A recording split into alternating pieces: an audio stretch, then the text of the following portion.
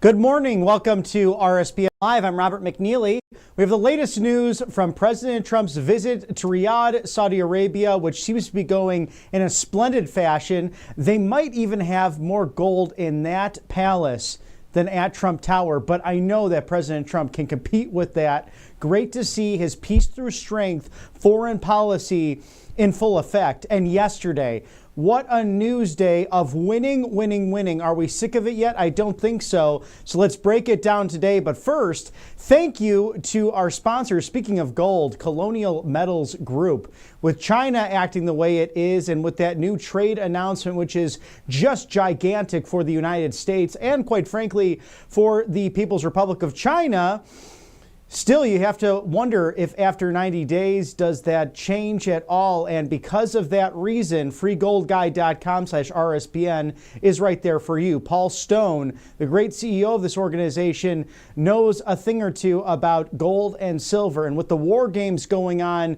between China and Taiwan, also with the Chinese Communist Party buying up all the farmland in the United States, many governors and the president of the United States making sure that's not happening anymore as it was under the Autopen administration. But again, regardless of what government you live under and what leadership is in office, gold is the way to go. Gold going up in value over 7,000% since 1971. How important is that for you and for your retirement and your savings? So scan that QR code now. Heed the warnings of great people like Warren Buffett, these individuals who know where to put their money, whether it be in stocks, properties, assets, even the 401k and the IRA game. You need gold and silver. It's just a hot commodity right now. It's not a luxury. It's really something that is much needed in this day and age. Again, freegoldguide.com/RSBN. Thank you to Paul Stone and Colonial Metals Group for sponsoring us on the right side of history.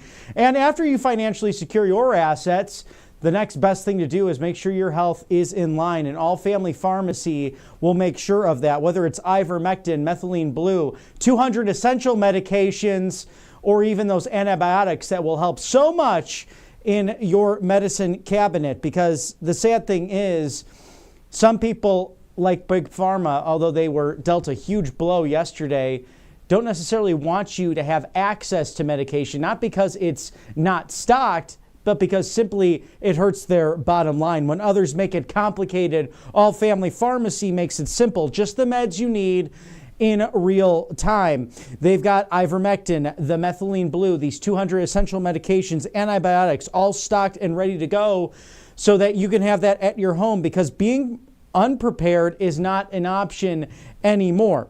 It's about your everyday life, like when your spouse runs out of blood pressure medication or your kid is sick just down the hall from you and it's Sunday night, everything else is closed. What are you to do? Well, All Family Pharmacy takes care of that. Go to allfamilypharmacy.com/RSBN and get the meds you need shipped right to your door, even overnight. They have great pharmacist 24/7 on staff ready to help you. So keep your medicine cabinet full. No insurance, no hassle, just peace of mind. Again, allfamilypharmacy.com.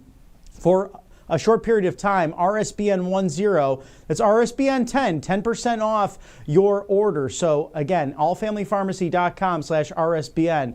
Thank you for sponsoring us on the right side of history. And what a day it was yesterday before heading to Riyadh, Saudi Arabia, the first leg of a 3-country tour for President Trump and his team with Susie Walls, his wonderful chief of staff, also Caroline Leavitt, the White House press secretary, Secretary of State Marco Rubio, Secretary of Defense Pete Hegseth, the vice president in the House, as well as President Trump seeks to finalize the Israel-Gaza conflict with Hamas.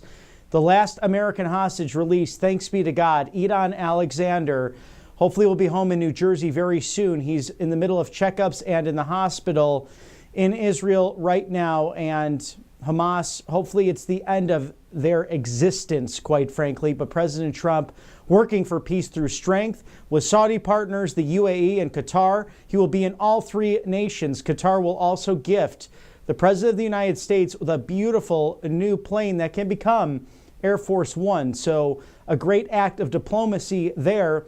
And this region that was so war-torn for so long, that fought with Israel for countless generations, really waking up to realizing there's a common enemy, and that's Iran and the Ayatollahs who want to destroy the Middle East. So that's why President Trump is there, among many other reasons. Let's toss now to Trump's arrival, the President of the United States, in Riyadh, Saudi Arabia.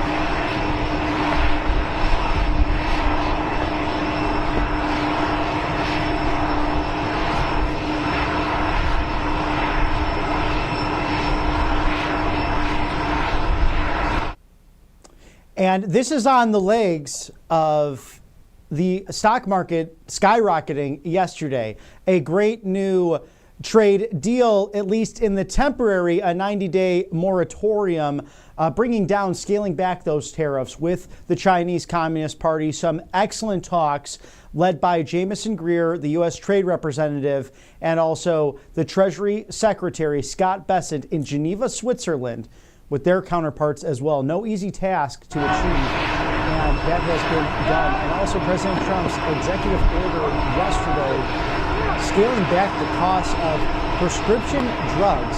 And he told that story of Ozempic, among other drugs that cost so much more in Europe and other countries, or actually in the United States, but so much less in Europe. He had a friend who said, got the same exact medication, the same packaging, all of that elsewhere.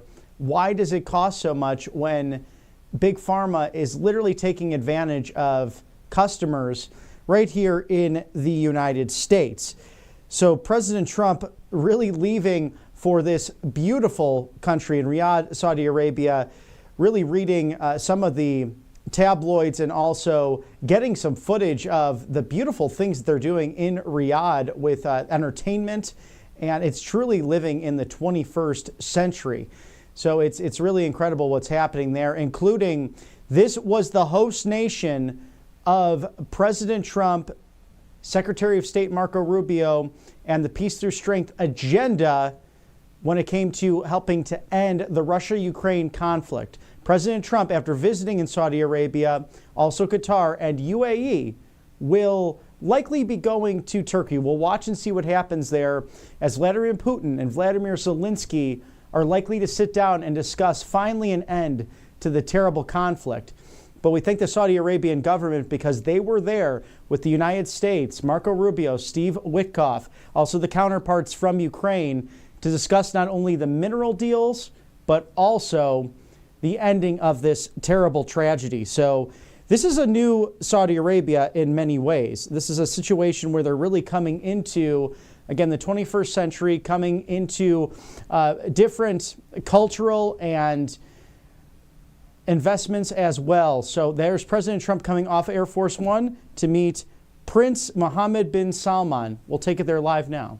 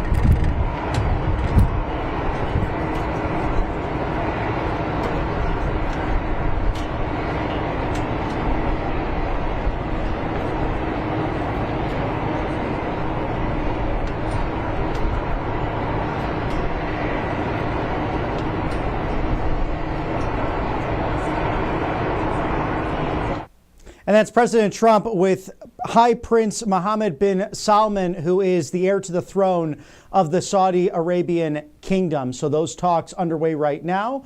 And we know Secretary of State Marco Rubio, Secretary of Defense Pete Hegseth, amongst others in the administration, there with President Trump. So we look forward to any breaking news coming from the kingdom, and many unilateral talks here, really bilateral talks, discussing what will take place with the future of Iran. Both countries focused on making sure that the Iranians never obtain that nuclear weapon, because the mutually assured destruction mentality that most countries share, and it could be the Communist Party of China actually believes this, as well as even the freedom-loving United States, that if one of these things goes off, it's not good. President Trump also over the weekend stopping the conflict between India and Pakistan, a generation-old fight there, and that's been going on for generations and generations.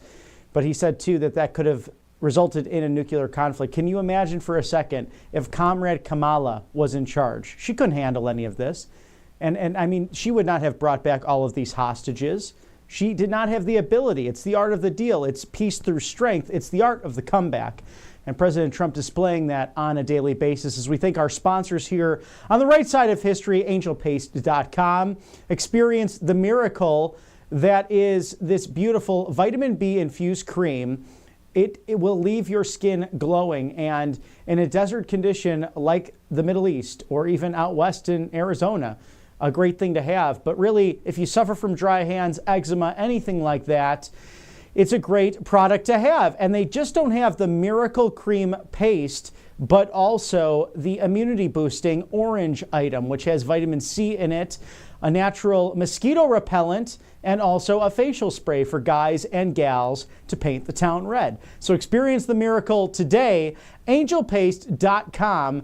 They're a Christian-based company, and they are in Spring, Texas, in the Lone Star State. In addition to that, they hire veterans. So none better out there. And think about all the lotions, the creams you might get from, down the street. Some of them have way too many ingredients and dyes and nasty chemicals that leave your skin irritated. This does not. This is all natural. This is healthy for you. Your skin can absorb it, and you don't have to worry. So again, experience the miracle today at angelpaste.com. Thank you for your sponsorship of RSBN, and mypillow.com/RSBN. The Giza Dream Sheet Sale. Bed sheets going for only $49.98. Any color, any size. Of course, promo code RSBN. Call today. Do not delay. 800-836-7566. Support Mr. Mike Lindell and RSBN by shopping now at mypillow.com/RSBN. Save with code RSBN. Simple to remember. Great seeing Mike Lindell a couple weeks ago in beautiful Warren, Michigan at Macomb Community College for a campaign-esque style mega rally on the 100 Days of Victory, and 100 more to come, all the way leading to January 2029. There's so much winning, I can't take it anymore. But thank you to Mr. Mike Lindell for sponsoring us on the right side of history. And let's break down a bit of that winning that has taken place over the course of the last few hours. President Trump left at the right time. Look, it's a doom and gloom, cloudy, rainy day in the nation's capital. But so much that this administration has achieved very quickly. And a historic trade win specifically for the United States. It's been a series of win-win-win, get ready for that Middle East tour.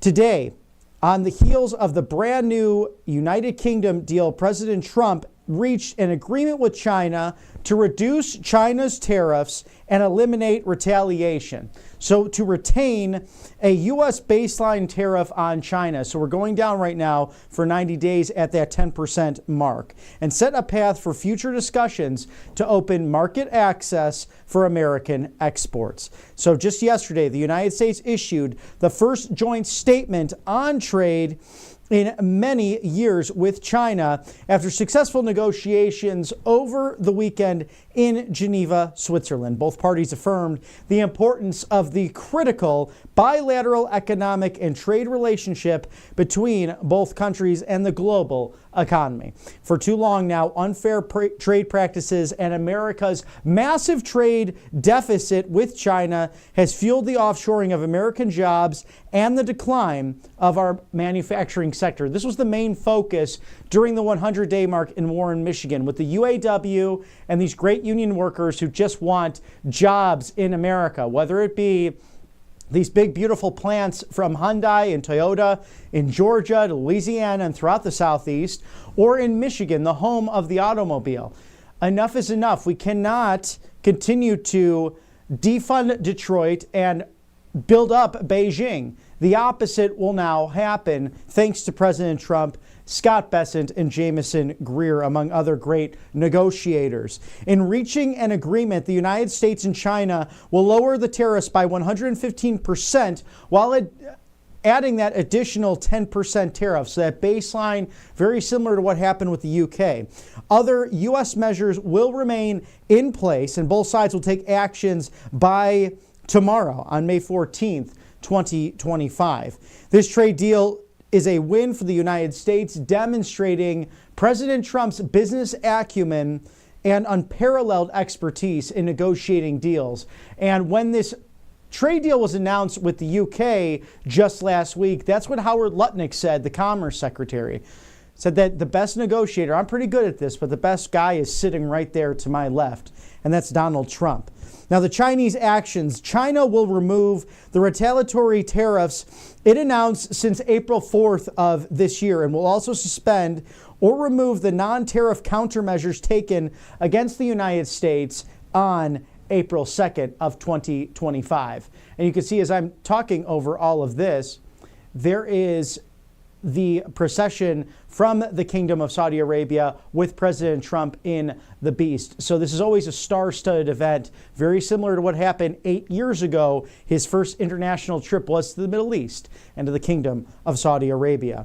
So China will also suspend its initial 34% tariff on the United States. It announced back on April 4th, as I mentioned, and for 90 days, it will retain that 10% tariff during the period of the pause. So this allows both countries to regroup, discuss further on what will now take place. And now American actions regarding the deal with China. The United States will remove the additional tariffs it imposed on China on April 8th and April 9th, but will retain all duties imposed on China prior to April 2nd, including Section 301 of the tariffs, Section 232, and the tariffs imposed in response to the fentanyl crisis that was taking place and invoked pursuant to the International Emergency Economic Powers Act and most favored nation tariffs. Also, another reason why President Trump, how does this all link into Saudi Arabia?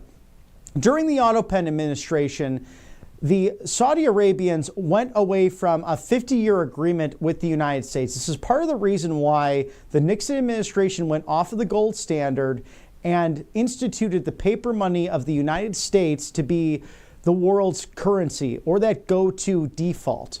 The Saudi Arabians started trading their oil currencies not in the US dollar, but in the Chinese yen during Otto-Penn. So it's egregious that Joe Biden and his so-called doctor wife, it's a doctorate of education, mind you, she's not a medical doctor, would go on The View and talk with those crazies who run that show and say that this is the worst 100 days ever. This is the best 100 days ever. He had the worst presidency ever. That was the Otto-Penn. Let's just take a look right now as President Trump will be entering the Saudi Arabian palace. This is, of course, a playback, a replay of what took place today. But let's get in on some of the action here and see President Trump with the High Prince of Saudi Arabia.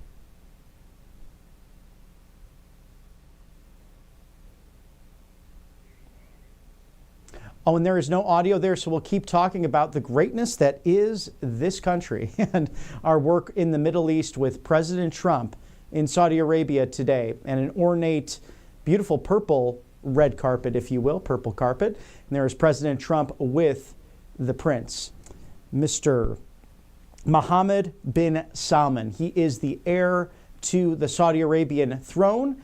And this is a country that has become very, very westernized. And it's thanks to the leadership of President Trump, great trade deals, and the common mission of both.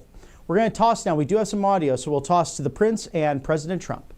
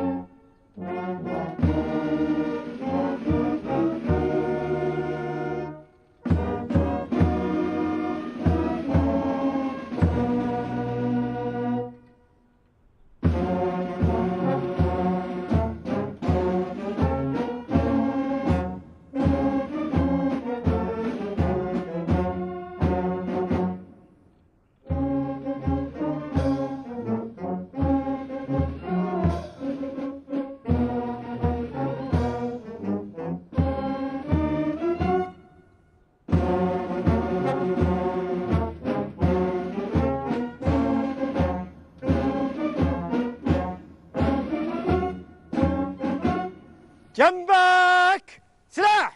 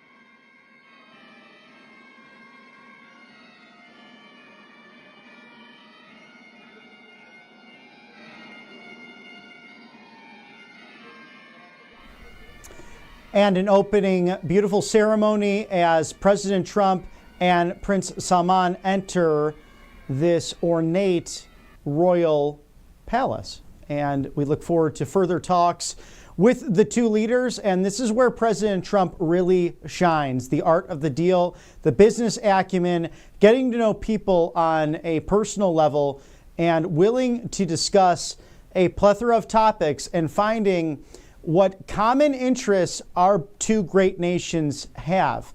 And there are many on the table, including peace in the Middle East, finally ending this Israel-Hamas conflict, and I'm sure a future for Gaza that will work out well, although right now, really two different approaches to solving that conflict, as the Saudi Arabians have expressed they want a Palestinian state, so a two-state solution, as you've heard from past leaders. President Trump and his administration not terribly fond of that taking place, so we'll see how those discussions bring about further peace, as Edon Alexander is now free and is now safely in Israeli hands and, God willing, back in New Jersey, home in America soon. Shame on Hamas for the evil that they caused on October 7th of 2023. But that's all coming to an end with people who are serious about peace in the region, even though there are differences. And another common enemy between our two nations, it's Iran. It's the Ayatollahs. It's their willingness to an open discussion about destroying Israel, destroying the United States. It won't happen on the watch of President Donald Trump.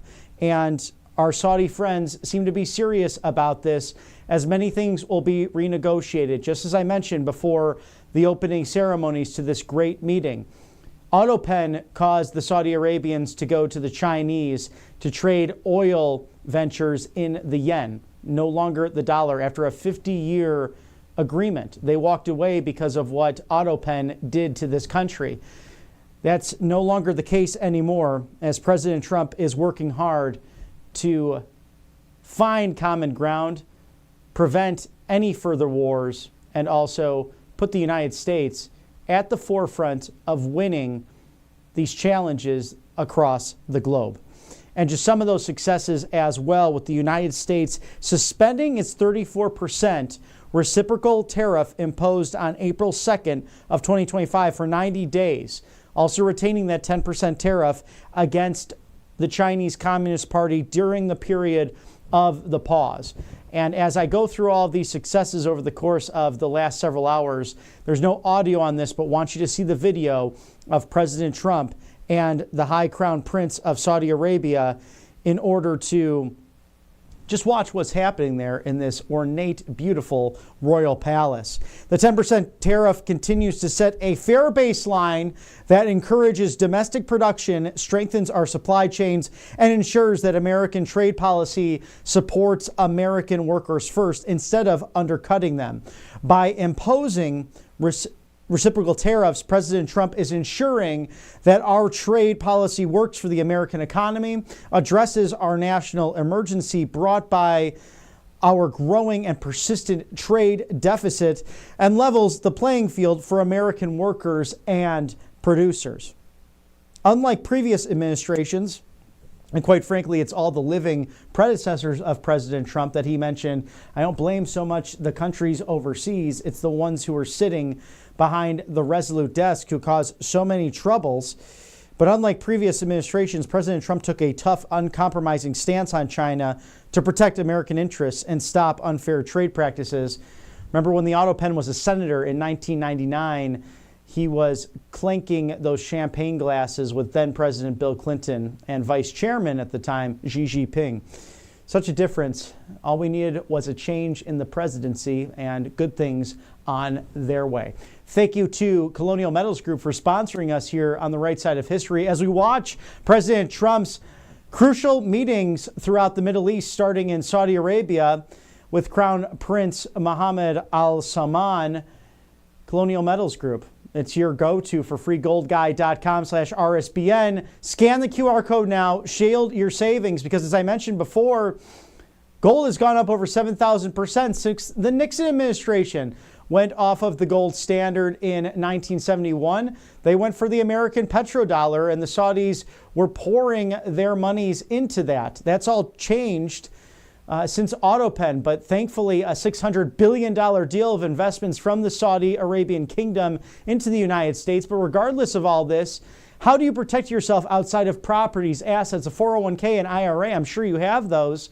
But gold and silver have stood the test of time. It's not just a privileged to have them. It's really the hot commodity and a must to protect yourself in an ever-changing global economy. freegoldguy.com/RSBN has all the details. Guess what? Great patriots like Judge Jeanine Pirro, who's going to serve the D.C. Circuit as a federal attorney now, thanks to President Trump. She loves this group, and they are truly the best go-to in the business. Paul Stone, you've seen his interviews here detailing all of the importance of gold and silver as your best hedge and bet against inflation. Colonial Metals Group, thank you for sponsoring us here on the right side of history. AngelPaste.com. Get your miracle cream today. It's filled with vitamin B's, good for your skin, and you can absorb it. It's not like those nasty ingredients that are in those over-the-counter, store-bought, kind of terrible creams that leave your skin irritated. This does not do that. You've seen me try it here on the show, and it left my hands glowing and refreshed, and I recommend it for everyone, guys and gals, so that they can get out there and paint the town red. Whether it is the miracle cream or the vitamin C infused orange option, there's also the facial spray and a natural mosquito repellent. So good for your skin, and that's something that I'm passionate about, because when you're at these summer barbecues and people are spraying that nasty chemical all over, and then it hits the hot dogs, it gets in your drinks, it's just it gives me the heebie-jeebies. You don't have to worry about that with AngelPaste.com, Christian-based, and they are in the Lone Star State of Texas, right outside of the Houston Metroplex of Spring, Texas, a beautiful place to live, work, and raise a family. AngelPaste.com, your go-to for all-natural, great miracle creams, among many other products. Check them out today. Thank you to AngelPaste.com for your sponsorship of Right Side Broadcasting Network Live.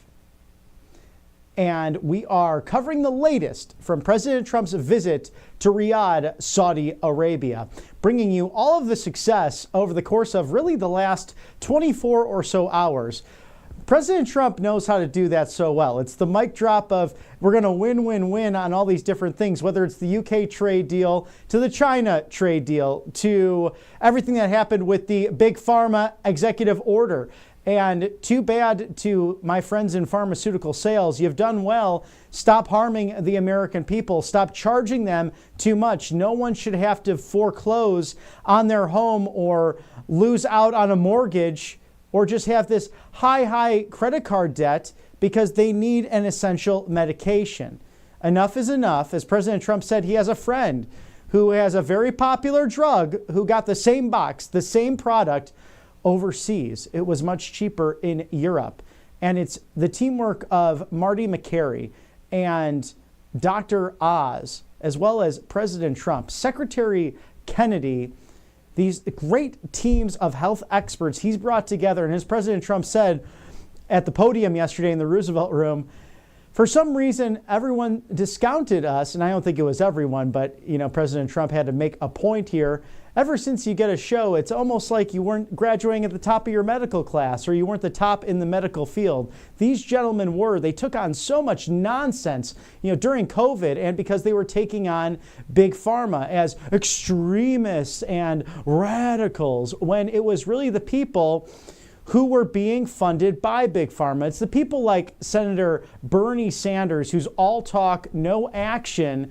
And I'm glad that Secretary Kennedy, during his hearing, called him out on it. Hey, Bernie, what about all of your lobbying donations, the lobbyists from Big Pharma who give you all that money to run? And he said, we're not talking about that, which is just crazy to think about, because this guy talks a big game, but he doesn't want to do anything. And that's what Secretary Kennedy said yesterday, how proud his children were of him and President Trump, and many of them Bernie Sanders supporters, because there have been promises made, promises kept by the former living predecessors, among others, Republican and Democrat, to bring down these prices. President Trump had the wherewithal, the courage, and Secretary Kennedy saying, without being inappropriate by his words, that this guy had the backbone, and we know what he means. President Trump will not back down. He is truly fearless when it comes to making America great again. So let's break down some more of the trade deal, at least in the meantime, over the next 90 days with the People's Republic of China. So when these changes come into effect, both nations agreed to establish a mechanism to continue important discussions about trade and economics. The U.S. goods trade deficit with China was $295.4 billion in 2024, the largest with any trading partner. So they owned our debt. That's a really scary thing to come in with negotiations on that specifically. Today's agreement, well, this was yesterday, works toward addressing these imbalances to deliver real, lasting benefits to American workers, farmers, and businesses. As our nations continue these discussions, China will be represented by Hung Lefeng. He's the vice premier of the State Council. The United States, of course, represented by Scott Bessent and Jameson Greer, the respective Treasury Secretary and Trade Representative for the United States. Stick with us here at Right Side Broadcasting Network with the latest from President Trump's visit to Riyadh, Saudi Arabia, and everything happening within the administration. Going to a quick commercial break. We'll be back with you on the other side. You've heard how hard it can be to get access to medications like ivermectin, all the things they don't want you to take because they're actually effective and they don't cost all that much, right? You've seen that one before. So it's critical to have something like that on hand for any emergency and to be prepared in a time of crisis. And that's why I want to tell you about All Family Pharmacy. They're cutting through the nonsense and they make it easy to get hard to find medications when you need them most. They'll provide the prescription, no hoops to jump through, no waiting room, no hassle, and they deliver it right to your door. All Family Pharma even lets you order in bulk so you can stay ahead of the curve. Head over to allfamilypharmacy.com for 10% off your first order. Again, allfamilypharmacy.com. It's simple. Get the 10% savings. Be prepared.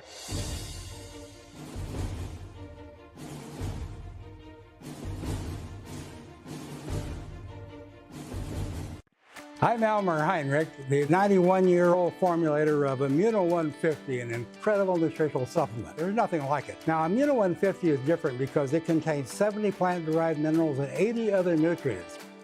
Dr. Linus Pauling, known for vitamin C, was instrumental in convincing me to get into the mineral business in 1983. He said the world is sick due to a lack of minerals in topsoil. He said the body needs 60 minerals, but the average food and supplement has no more than 12. That's the reason for Immuno 150. Since its inception, it's had a powerful impact on the lives of thousands of people who could not get any help from various supplements they took or their doctor. Now, I suggest you try Immuno 150 to see what 70 minerals, CoQ10, and 80 nutrients can do for you. Look at the 2 videos on our website. Millions have. Now, consider placing an order for Immuno 150 online or call our toll-free number. I know you'll be glad you did. Welcome back to RSBN Live. I'm Robert McNeely as we cover the latest news from President Trump's visit to Riyadh, Saudi Arabia, the kingdom welcoming President Trump on a purple carpet, but nonetheless beautiful, ornate, winning happening in this illustrious kingdom. We have a playback video for you with an agreement that is huge. President Trump and the Crown Prince signing an agreement, $600 billion of investments coming into the United States. A huge victory, a huge win, which will set the stage for this very successful Mid-East tour, the first of 3 stops. We'll go to that video live.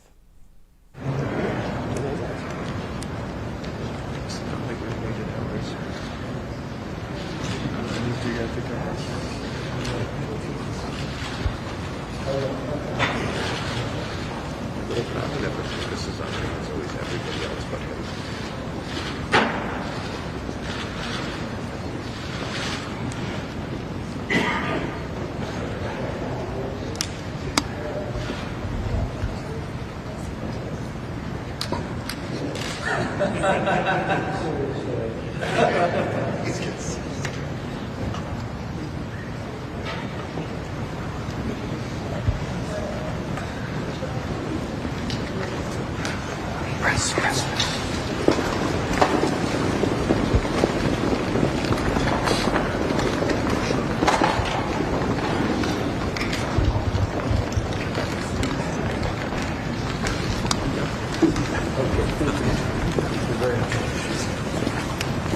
بسم الله الرحمن الرحيم. سيدي صاحب السمو الملكي الأمير محمد بن سلمان بن عبد العزيز آل سعود ولي العهد رئيس مجلس الوزراء، فخامة الرئيس دونالد جي ترامب رئيس الولايات المتحدة الأمريكية، أصحاب السمو والمعالي، طاب مساؤكم بكل خير. In the name of Allah, the most gracious, the most merciful, Your Royal Highness Prince Mohammed bin Salman bin Abdul Aziz Al Saud, Crown Prince and Prime Minister, the Honorable Donald J. Trump, President of the United States of America, Your Highnesses and Excellencies, warm greetings. نستأذنكم ببدء مراسم التوقيع على وثيقة الشراكة الاقتصادية الاستراتيجية بين حكومة المملكة العربية السعودية وحكومة الولايات المتحدة الأمريكية. With your permission, we shall now begin the signing ceremony of the strategic economic partnership between the government of the Kingdom of Saudi Arabia and the United States of America.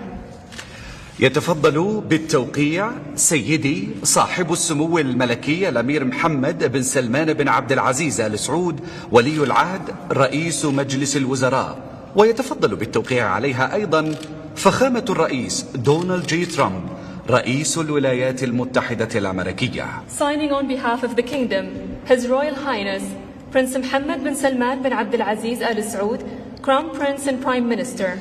Signing on behalf of the United States, the Honorable Donald J. Trump, President of the United States of America.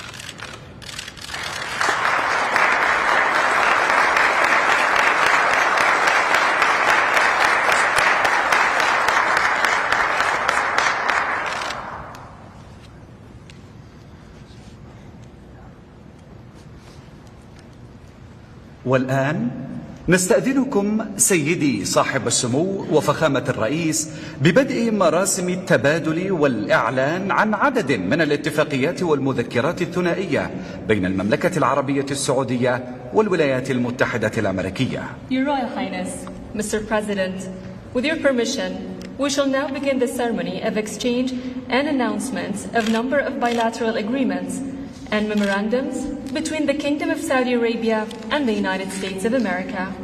نبدأها بمذكرة التفاهم بين وزارة الطاقة في المملكة العربية السعودية ووزارة الطاقة في الولايات المتحدة الأمريكية للتعاون في مجال الطاقة. يتقدم من الجانب السعودي صاحب السمو الملكي الأمير عبد العزيز بن سلمان بن عبد العزيز وزير الطاقة، ومن الجانب الأمريكي معالي السيد كريس رايد وزير الطاقة. Starting with a memorandum of understanding between the Ministry of Energy and the Kingdom of Saudi Arabia and the U.S. Department of Energy for cooperation in the field of energy. From the Saudi side, His Royal Highness Prince Abdulaziz bin Salman bin Abdulaziz, Minister of Energy. From the U.S. side, His Excellency Mr. Chris Wright, Secretary of Energy.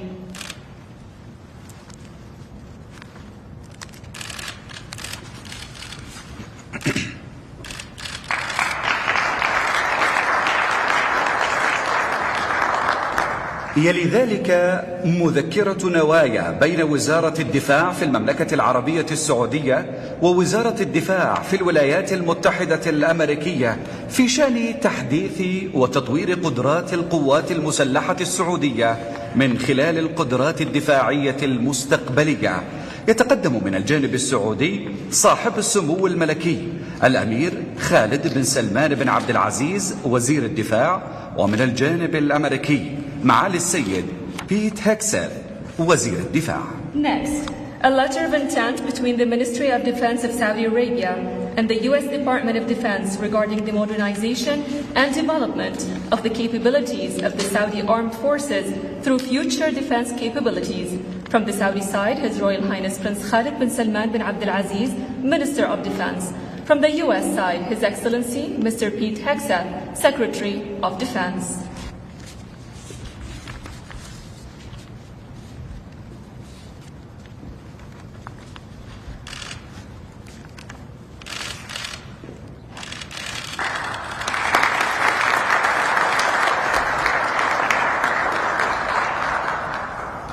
أما الآن فنسرد لكم مجموعة من الاتفاقيات ومذكرات التفاهم. مذكرة تعاون في مجال التعدين والموارد المعدنية بين وزارة الصناعة والثروة المعدنية في المملكة العربية السعودية ووزارة الطاقة في الولايات المتحدة الأمريكية. Announcing the agreements of Memorandum of Understanding on Cooperation in the Field of Mining and Mineral Resources between the Ministry of Industry and the Mineral Resources in Saudi Arabia and the U.S. Department of Energy. خطاب نوايا لإكمال الأعمال وتعزيز التعاون المشترك وتطوير المتطلبات المتعلقة بالذخيرة والتدريب وخدمات الإسناد والصيانة وتحديث الأنظمة وقطع الغيار والتعليم للأنظمة البرية والجوية لوزارة الحرس الوطني. Announcing a letter of intent to complete work and enhance joint cooperation on ammunition, training, support services, maintenance, system upgrades, spare parts, and education for land and air systems of the National Guard. مذكرة تفاهم بين برامج الشراكات الدولية بوزارة الداخلية ومكتب التحقيقات الفيدرالي FBI بوزارة العدل الأمريكية. Memorandum of Understanding between the International Partnership Program at the Ministry of Interior and the Federal Bureau of Investigation. مذكرة نوايا بين وزارة الدفاع في المملكة العربية السعودية ووزارة الدفاع في الولايات المتحدة الأمريكية في شأن تطوير القدرات الصحية للقوات المسلحة السعودية. A letter of intent between the Ministry of Defense of Saudi Arabia and the U.S. Department of Defense regarding the development of the health capabilities of the Saudi Armed Forces. يلي ذلك مذكرة تفاهم للتعاون القضائي بين وزارة العدل في المملكة العربية السعودية ووزارة العدل في الولايات المتحدة الأمريكية. Memorandum of Understanding for Judicial Cooperation between the Ministry of Justice in Saudi Arabia and the U.S. Department of Justice. اتفاقية تنفيذية بين وكالة الفضاء السعودية في المملكة العربية السعودية والإدارة الوطنية للملاحة الجوية والفضاء ناسا في الولايات المتحدة الأمريكية للتعاون في مشروع كيوبسات لرصد الطقس الفضائي ضمن مهمة أرتميس 2. An executive agreement between the Saudi Space Agency and NASA for cooperation in the CubeSat-2 space weather monitoring project as part of the Artemis mission. اتفاقية بين حكومة المملكة العربية السعودية وحكومة الولايات المتحدة الأمريكية بشأن المساعدة المتبادلة بين إدارتي الجمارك في الدولتين. An agreement between the government of Saudi Arabia and the government of the United States regarding mutual assistance between the customs authorities of the two countries.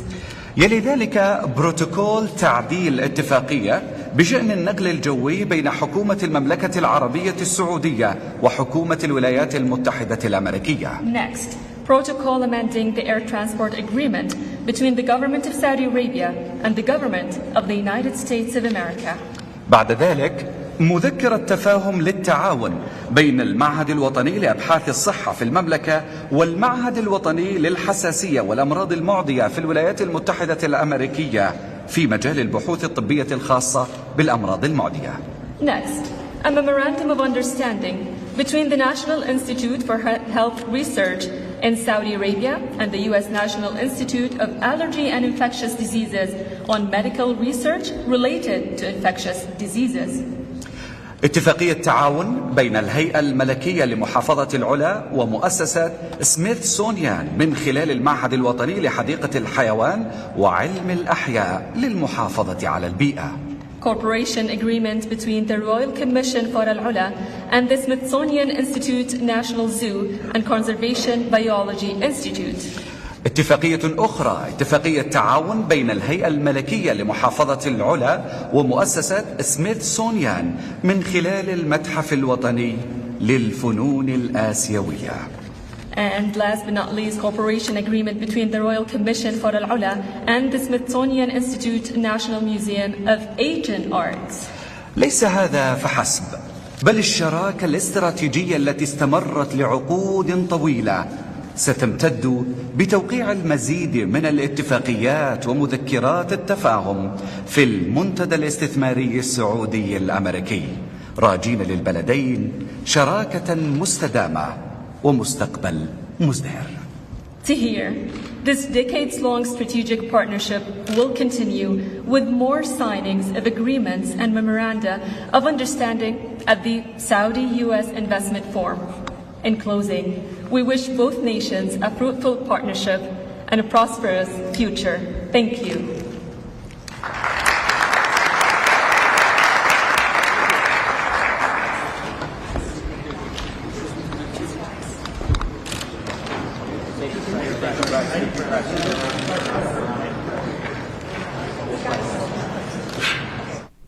A $600 billion deal for the United States from the Kingdom of Saudi Arabia. Crown Prince Mohammed bin Salman signing those documents with President Trump.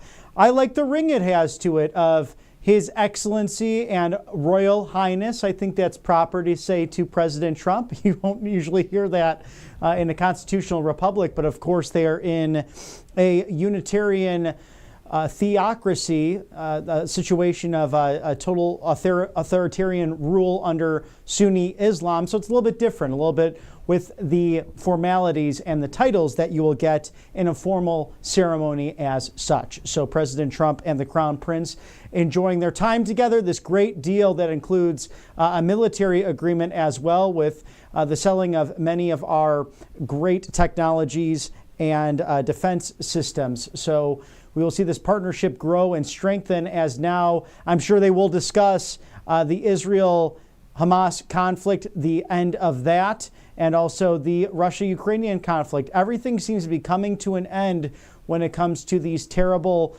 wars, and you realize that we were, the United States and the world, much less safe under the Otto Penn administration. There is no question about that, as lots of news going on over the course of the last few days. Promises made, promises kept, great negotiators. Has not President Trump put together the most exceptional cabinet and team that we've seen in modern American history, who are making America safe again, making America strong again, making America wealthy again, of course, healthy again, Maha mixing with the MAGA, making America great again. We'll also be going to a Senate Judiciary hearing on the examination of competition issues in the prescription drug supply chain momentarily. This is focusing on pharmacy benefit management power plays. So some oversight coming into play here. Really, the game is over for the globalists and for Big Pharma and for those that sought to take advantage of the American consumer. No one should have to foreclose on their mortgage or go into massive debt just to simply remain healthy. They should have those options. They should have the right to try. They should not be having to consume chemicals in our food supply. I mean, this is common sense. Everyone wants clean air and clean water and reasonable prices for much needed medication. Oh, and by the way, it should be made here. And that's why with these new agreements, with these strong negotiators, President Trump leading the way, it's going to make a massive difference. And I'd like to see how the far left lamestream outlets try to spin all of this in the next few days with all of the winning that you're seeing. The American hostages finally all returned. Also, the economy skyrocketing. The stock market yesterday going through the roof, and promises made, promises kept, and now a $600 billion deal with the Kingdom of Saudi Arabia. This is an amazing day for America, truly a golden age as President Trump is relentless, a man on a mission wanting to make a difference for you, the American people, every single day from that beautiful White House, now on his second official foreign trip. The first was to the Holy See, the Vatican, for Pope Francis's funeral, and that's what really finalized as well in a last-minute discussion with Ukrainian President Vladimir Zelensky, the minerals deal that would help also bring an end to that terrible conflict. Also a minerals deal with the Saudis as well. So America really getting its bang for its buck, and it's about time with the way we've been taken advantage of by friends and foe alike. And President Trump saying yesterday as he signed that EO when it came to big pharma and prescription drugs, in a lot of ways, the European Union tougher and more mean than China, because they're the ones who have exploited so much of the trade agreements and taken advantage of the United States during that period of time. And speaking of big pharma and making sure that you're healthy and safe, All Family Pharmacy is your go-to. Get ivermectin, other essential medications, because you can't afford in this day and age to have your medicine cabinet empty. allfamilypharmacy.com/RSBN has your go-to medications, over 200 in fact, including antibiotics, because just imagine this. You can't restock and reshelf your medicine cabinet, not because it's out of stock at the pharmacy, but because Big Pharma doesn't want you to have it. That can't happen anymore in this day and age with everything that is going on in this great country. Imagine a storm, an emergency that shuts down the electricity and you have nowhere to turn. When others make it complicated, All Family Pharmacy makes it easy for you and simple. Just the meds you want when you need them 24/7. They have the ivermectin, they have methylene blue, 200 essential medications, as I mentioned, with code RSBN10. That's 10% off, because being unprepared is not an option. It's about your everyday life, like when your spouse runs out of blood pressure medication or your child is sick just down the hall from you Sunday night and the pharmacy's closed. What will you do? You go to All Family Pharmacy, order online. Their doctors take care of the prescription. Willy-nilly, they are on it and will ship that medication to your doorstep overnight. No insurance, no hassle, just peace of mind. Allfamilypharmacy.com, code RSBN10, 10% off. Get your much-needed medications today. Thank you to All Family Pharmacy for sponsoring us here on the right side of history. Also, Kalshi.com, Kalshi. Just scan that QR code right under my chin there, and you will find all of the live trades and bets on cultural questions, politics, sports, who's going to win the World Series. We're in the midst of baseball season. We know President Trump loves sports as well, so get ready to put those bets down, make those calls for yourself, and trade on the most important events, including will egg prices continue to go down? It's about every single question you can imagine. Kalshi.com/RSBN, your great go-to. Thank you for sponsoring us on the right side of history. And there's a live look of Washington, D.C. at the Capitol and the White House as President Trump visits Riyadh, Saudi Arabia, the first leg of a 3-stop tour of the Middle East, which will include Qatar and the United Arab Emirates. So he might also be going to Turkey as well to sit down with Russian leader Vladimir Putin and perhaps again with Ukrainian leader Vladimir Zelensky as they're prepared to meet later this week to negotiate final peace perhaps on Thursday. So we'll keep you abreast of any movement there, or if President Trump happens to visit any other country during his 3-state tour of the Middle East. All important trade deals, gifts exchanged as well. And I'm sure the far-left progressive globalists will try to spin it any way they want, but they are failing immensely in regards to that. So we're going to toss now to a hearing with the Senate Judiciary Committee on these pharmaceutical prices, a very important thing that affects your pocketbook at the end of the day, and we'll go there live now. We welcome everybody to this hearing. We're examining competition issues in the prescription drug supply chain. Pharmacy benefit managers, PBMs as we call them, play a significant role in drug supply chain. Initially, PBMs primarily served as an administrative capacity, but their role has evolved and they now exercise growing influence on prescription drug supply chain, and as the middleman, they determine what medications a patient can use and how much the patient pays at the pharmacy counter. PBMs have also become more consolidated. The 3 major PBMs control roughly 80% of the PBM market, and many are vertically integrated with insurance companies, providers, and more. This power drives up prescription drug costs at the pharmacy counter. Indeed, a recent report found patient out-of-pocket drug costs reached $98 billion in 2024, a 25% increase in just 5 years. PBMs claim, on the contrary, that they help lower cost, yet their business practices are opaque. We don't even know what they do. We know their impact, though. And they do everything in their power to steer business away from the competition towards their own entity. I'm committed to bringing sunshine and accountability to PBMs. Throughout my 99-county tour of Iowa, I've learned firsthand from patients and pharmacists the powerful role that PBMs play in our prescription drug supply chain.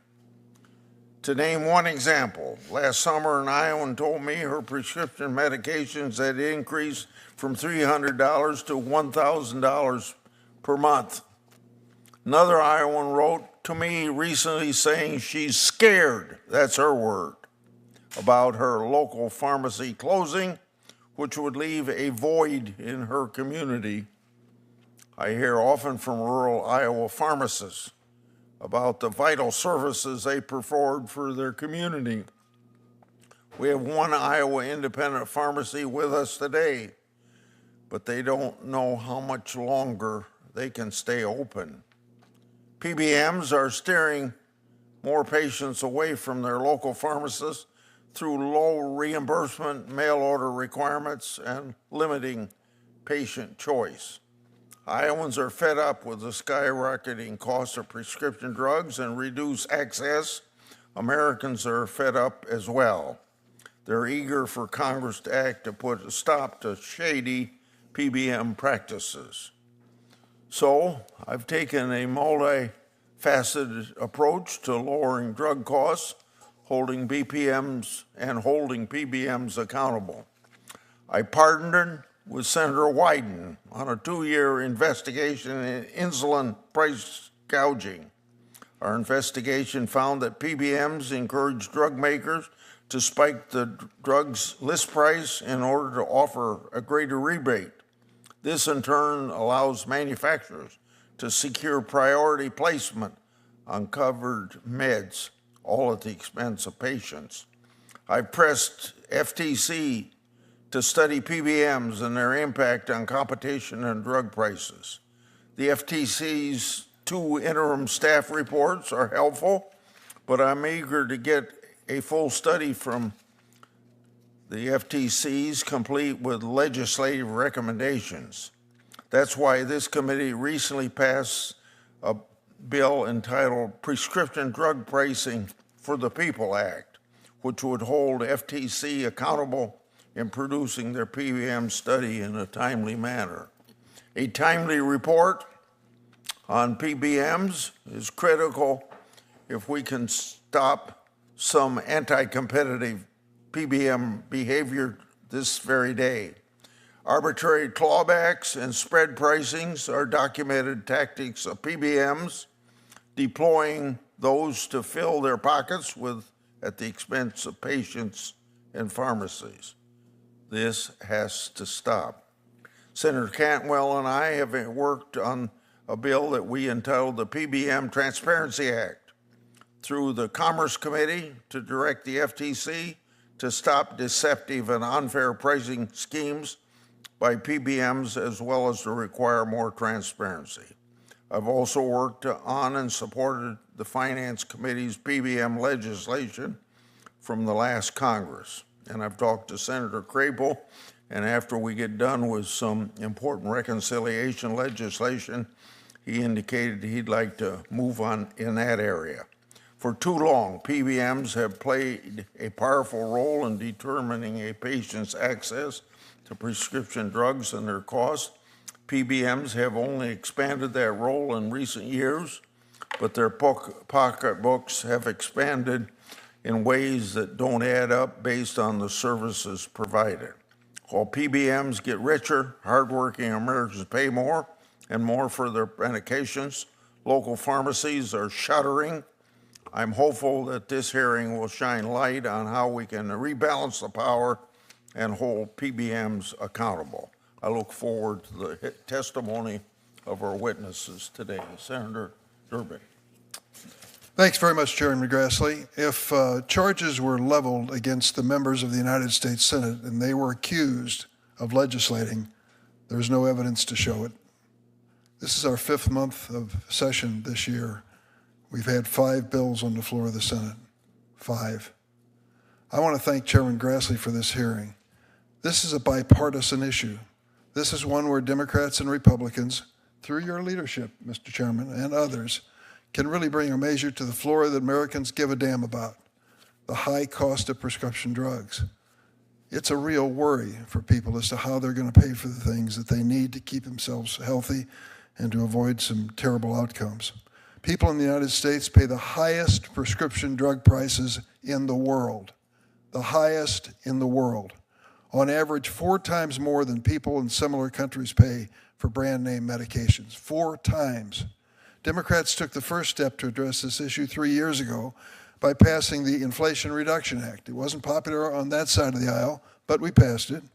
Among other things, this law capped the price of insulin at $35 a month.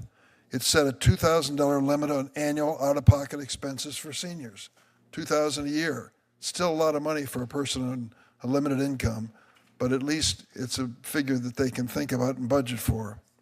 And it led the executive branch to negotiate with Big Pharma to lower prices under Medicare, something President Biden used to reduce selected drug prices by up to 79%. All that without a single vote from the other side of the aisle. But between those critical reforms, there's much more work we can do on a bipartisan basis. Wouldn't it be something if we announced we're going to take one whole week and invite all the good bills you mentioned and others to come to the floor? Let's debate them and vote them up or down, almost like legislating. One place to start: Big Pharma spends billions of dollars to flood the airwaves with ads. You can't miss them. Patients tell their doctors they need drugs that they can hardly pronounce. Xarelto, congratulations, America, for being able to pronounce the name of that drug, so they can go skiing, golfing, and whitewater rafting. I'm looking forward to it. Only one other developed country in the world permits these outrageous ads that fueled demand for high-cost drugs. You know what it is, New Zealand. Chairman Grassley and I have a simple bill to require direct-to-consumer drug ads to disclose the price charged by the drug company. That's basic transparency to inform America. And it's been supported by President Trump and the Vice President as well. Well, we ought to pass it this year. Another area in need of reform is the topic of today's hearing, pharmacy benefit managers, or PBMs. Take any American at random on the street and ask him what the hell a PBM is. Do they make the drugs? No. Do they prescribe the drugs? No. But they're a key part of pricing those drugs in America. They're the service middlemen that extract colossal profits from patients, doctors, and pharmacies. The big three PBMs, CVS Caremark, Express Scripts, and Optum Rx, dominate the market, control the flow of prescriptions for more than 200 million Americans, and people on the street couldn't even identify who they are. Over the years, several large insurers, PBMs, and pharmacies have merged, creating vast conglomerates that ignore conflicts of interest at the expense of the patient's pocketbook and health. They engage in self-dealing to steer patients to a PBM's preferred pharmacy, and they squeeze out small rural pharmacies, not just in Iowa, but Illinois too, with low-ball payments. PBMs also abuse rebates and fees to manipulate their formularies, ensuring that they, not the doctors, decide which drugs patients receive. Have you ever had your cancer treatment delayed while you waited for prior authorization on your medication? Thank a PBM. Have you been told you've reached a limit for the EpiPens you rely on to keep your child safe? Thank a PBM. So who is the cop on the beat? Isn't there a federal agency that can address these abuses? As it turns out, there is. It's called the Federal Trade Commission, and under the last chairman, they led the effort to investigate these abusive practices. The FTC even filed suit against the big three PBMs for their anti-competitive and unfair practices on insulin pricing. But in a brazen and plainly illegal move, I'm afraid this administration fired the two Democratic commissioners that stopped the progress of this case. If this committee cares about addressing PBM abuses that make prescription drugs unaffordable, then every member should speak out against these illegal firings. But enforcement's not the only answer. We need legislation. We need a legislative solution to address these tactics by PBMs. Better yet, we need a bipartisan, broad support for it. Congress came together, House and Senate, Democrats and Republicans, to craft a package to reform the PBM industry. Who would stop such a package? Reform of PBMs, finally getting control of prices. Elon Musk. Last December, hours before a vote on this PBM agreement as part of the year-end continuing resolution, Elon Musk, with his chainsaw, unleashed a barrage of tweets opposing the package. The House Republicans caved. That was it. Relief for the struggling independent pharmacy in rural Illinois or rural Iowa was delayed because the world's richest man didn't like the bill. Never mind that 5 days after tanking PBM reform, health policy expert Elon Musk tweeted, "What is a pharmacy benefit manager?" That was his tweet. I hope today's hearing builds on the bipartisan package of patent and competition reform bills we advanced earlier this year. But if we want to deliver real relief at the pharmacy counter, it's going to require Republicans and Democrats to stand up to Elon Musk and his chainsaw looking to cut anything in sight. I want to thank the chairman for calling this hearing. The turnout shows the level of interest. It also shows an opportunity for Republicans in the majority and Democrats in the minority to finally get down to work and legislate. Thank you, Mr. Chairman. Yeah. Say, you want to introduce your Illinois witness, then I'll introduce the other four. Thank you. Happy to do that. Dr. Sheetal Kircher. Did I pronounce that correctly? Okay. Medical oncologist and health services researcher at the Northwestern Medicine at Northwestern University Feinberg School of Medicine in Chicago. In 2024, Dr. Kircher was honored with the Fellow of American Society of Clinical Oncology distinction and recognition of her sustained contribution to the field. Thank you for being here. Ms. Sharon Faust holds a doctorate in pharmacy and an MBA She's Chief Pharmacy Officer at Navitas Health Solutions. In this role, she oversees health strategy, provided services, Lumicera Health Services, focusing on clinical initiatives, drug management, pharmacy network, and procurement strategies across retail, mail, and specialty channels. She's a licensed pharmacist in Wisconsin, serves on the board of directors of the National Association of Specialty Pharmacy and Drug Selection Advisory Committee of Civica Script. Our next witness, Dr. Randy McDonough, constituent of mine. He's co-owner of Towncrest Pharmacy Corporation of Iowa, professor of pharmacy management and innovation at Loma Linda University School of Pharmacy.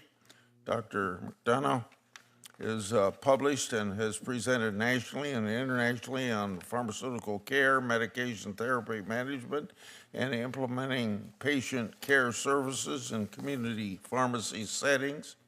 He is recognized for his efforts in developing and implementing new pharmacy business models. He's president for the American Pharmacists Association 2025 to 26. Mr. J.C. Scott, President and CEO of Pharmaceutical Care Management Association. Prior to joining the association, Scott served as Chief Advocacy Officer for Advanced Medical Technology Association, AdvaMed for short, where he oversaw government affairs and external relations. Prior to his present position, Mr. Scott served as Senior Vice President, Federal Relations, American Council of Life Insurers. Mr. Scott has an undergraduate degree in public policy studies, Duke University, and JD, Georgetown University Law Center. Professor Neera Sudha. Dr. Sudha is a professor at USC Price School of Public Policy, where he also served as Vice Dean for Faculty Affairs and Research. He holds joint appointments at USC Keck School of Medicine and USC Marshall School of Business. Dr. Sudha is founding member and senior fellow at USC Schaefer Center for Health Policy and Economics. His research encompasses economic epidemiology, pharmaceutical markets, health insurance, medical innovation, Medicare, and global health. Dr. Sudha has authored over 100 peer-review publications in leading journals such as, I won't name all those journals. His work has been featured in major media outlets, including Times, New York Times, The Washington Post, Scientific American. With that, I'd like to ask you to rise, and we swear our witnesses at these meetings. Do you swear or affirm that the statement you're about to give before this committee will be the truth, the whole truth, and nothing but the truth, so help you God? I see all of them affirming that. Thank you very much. We'll start with you, Ms. Faust. Thank you. Chairman Grassley, Ranking Member Durbin, and members of the committee, my name is Sharon Faust, the Chief Pharmacy Officer for Navitas Health Solutions. Thank you for inviting me here today to appear before you this morning to discuss competition in the drug supply chain. Navitas supports many of the PBM reforms that you have been working on over the past several years, and I want to thank those of you that have met with us to achieve positive results. Navitas is a transparent pass-through PBM. It's different from the rest. Navitas was formed more than 20 years ago when the state of Wisconsin Employee Trust demanded a PBM partner that would pass through all rebates, didn't engage in spread pricing, and provided access to all their data. No such PBM existed. So a couple health plans got together and formed Navitas. Navitas is now owned by SSM Health, a not-for-profit, faith-based integrated health system, and Costco, who became a member or became an owner following a significant amount of savings when they had Navitas as a client. Based out of Wisconsin, we have 2,100 employees located across 40 different states and operate in all 50 states, all lines of business, accounting for almost 19 million lives. Our model hasn't changed in the last 20 years. We still pass through all our rebates. We focus on lowest net cost approach, quality of care. We contract with our own pharmacies and support rural and charge clients what the pharmacy is paid, no spread. We give full access and auditability to our clients, and we have auditable and disclosed administrative fees, no hidden fees. We're successful because our partners innovate with us. Our clients are our innovators. We provide high quality care. A decade ago, our clients came to us and asked for a specialty pharmacy that had the same morals and pass-through model as Navitus. We created Lumicera, which is a cost-plus specialty pharmacy, charging clients based on actual acquisition and a flat fee. Lumicera's model is not tied to the drug cost, so incentives are aligned and patients are cared for with the highest of quality. We also provide access to Civica Script product, an innovator in the insulin cost space, and we provide point-of-sale discounts that are passed through from manufacturers. For example, our recent announcement with Teva to provide a biosimilar Stelara at a 97% discount at point of sale. That's $29,000 off the list price per fill. That's a partnership that we feel disrupts rebates altogether and delivers immediate savings to the plan sponsor and the patient. And we feel that's meaningful. Navitus never forces a client to use Lumicera, nor do we financially penalize them for that. Majority of our business is actually not from Navitus. While I certainly understand the frustrations with traditional PBMs, when properly aligned, serve as a counterbalance to drug manufacturers and facilitate access to pharmacy networks to meet the needs of patients and plan sponsors. I respectfully recommend to this committee continue to support increased transparency. It's absolutely critical to disrupting business as usual and ensuring competition to make sure we know where dollars are flowing in the system. Consider reviewing the entire supply chain. Americans could benefit from all parts of transparency in the drug supply chain, including wholesalers and rebate GPOs. Be cautious about legislation that would prohibit certain business models. As any other industry, investing in business adjacencies can help improve costs and streamline care. You must encourage competition and the reduction of costs throughout the drug supply chain.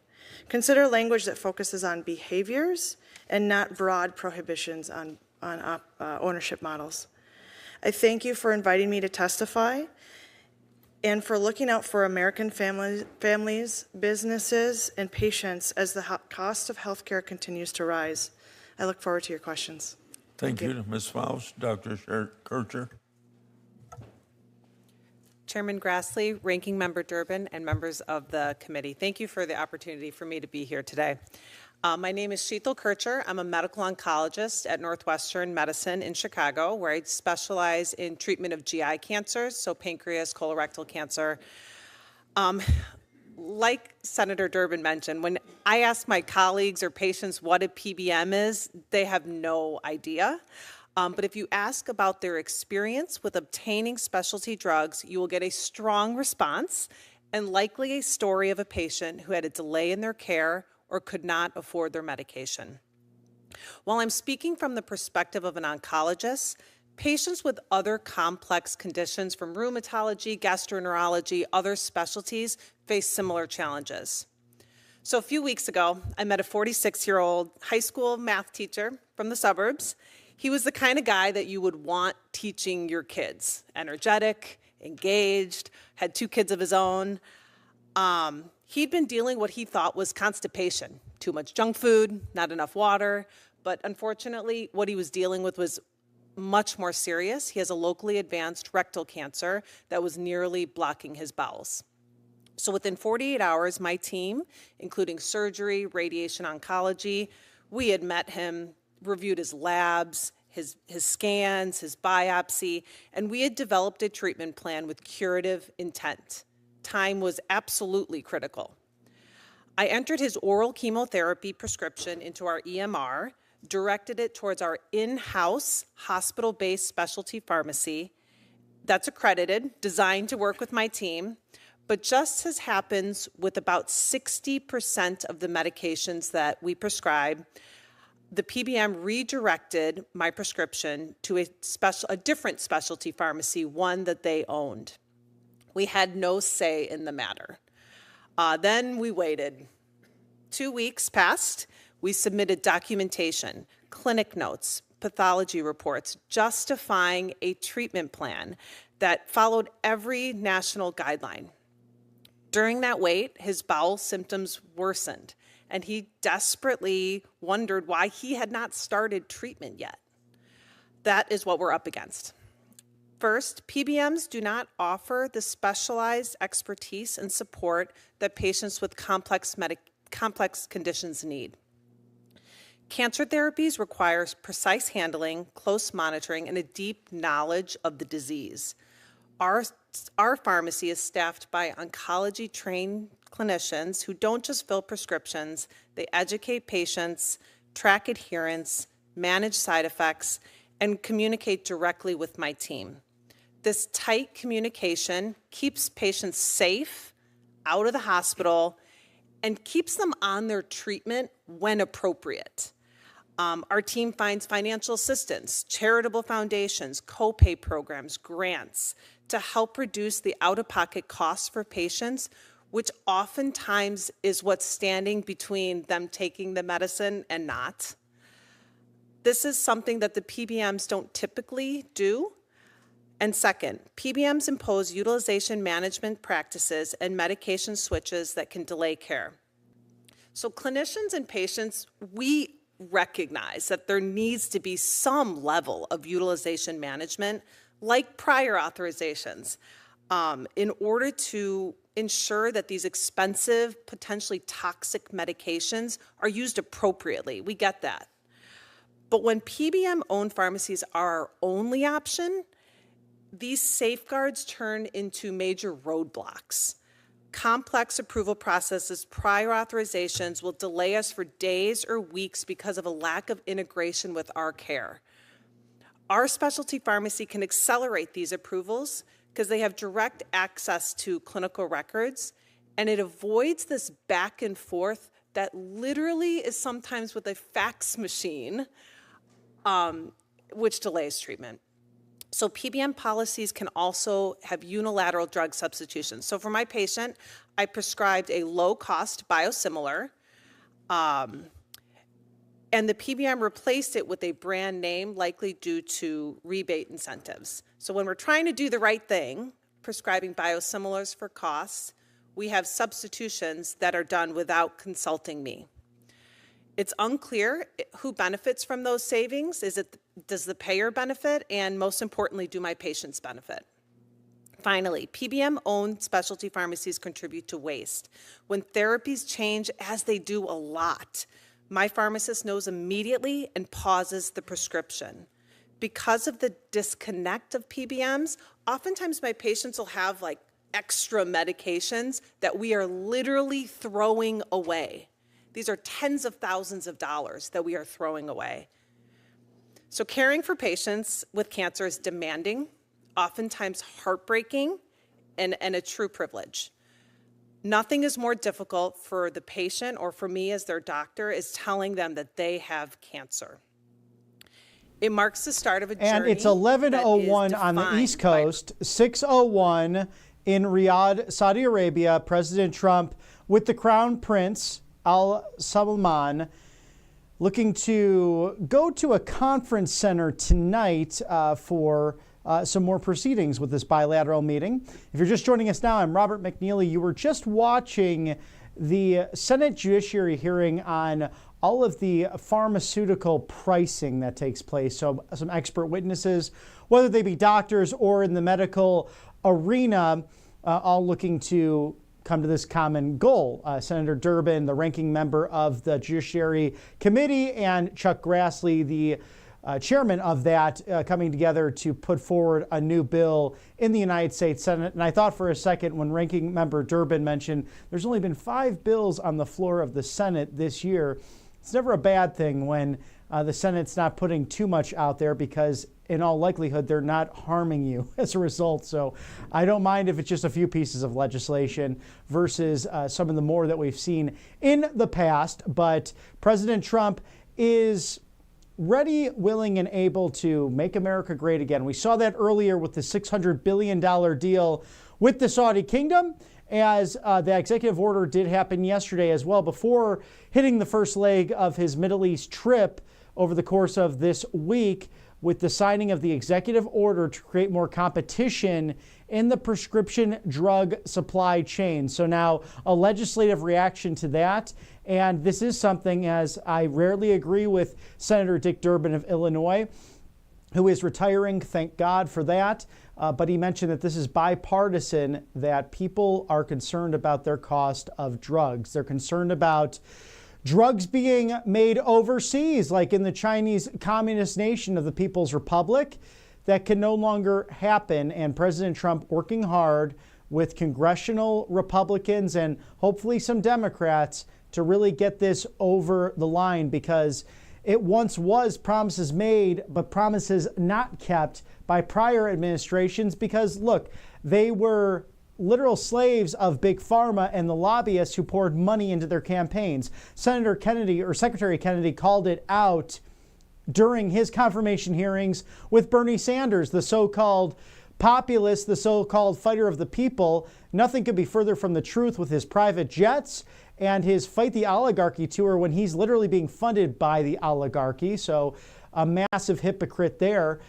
Mr. Kennedy calling out Mr. Sanders, saying, you don't want anyone to know about the Big Pharma donations you get for your campaign. And of course, he said, we're not talking about that right now.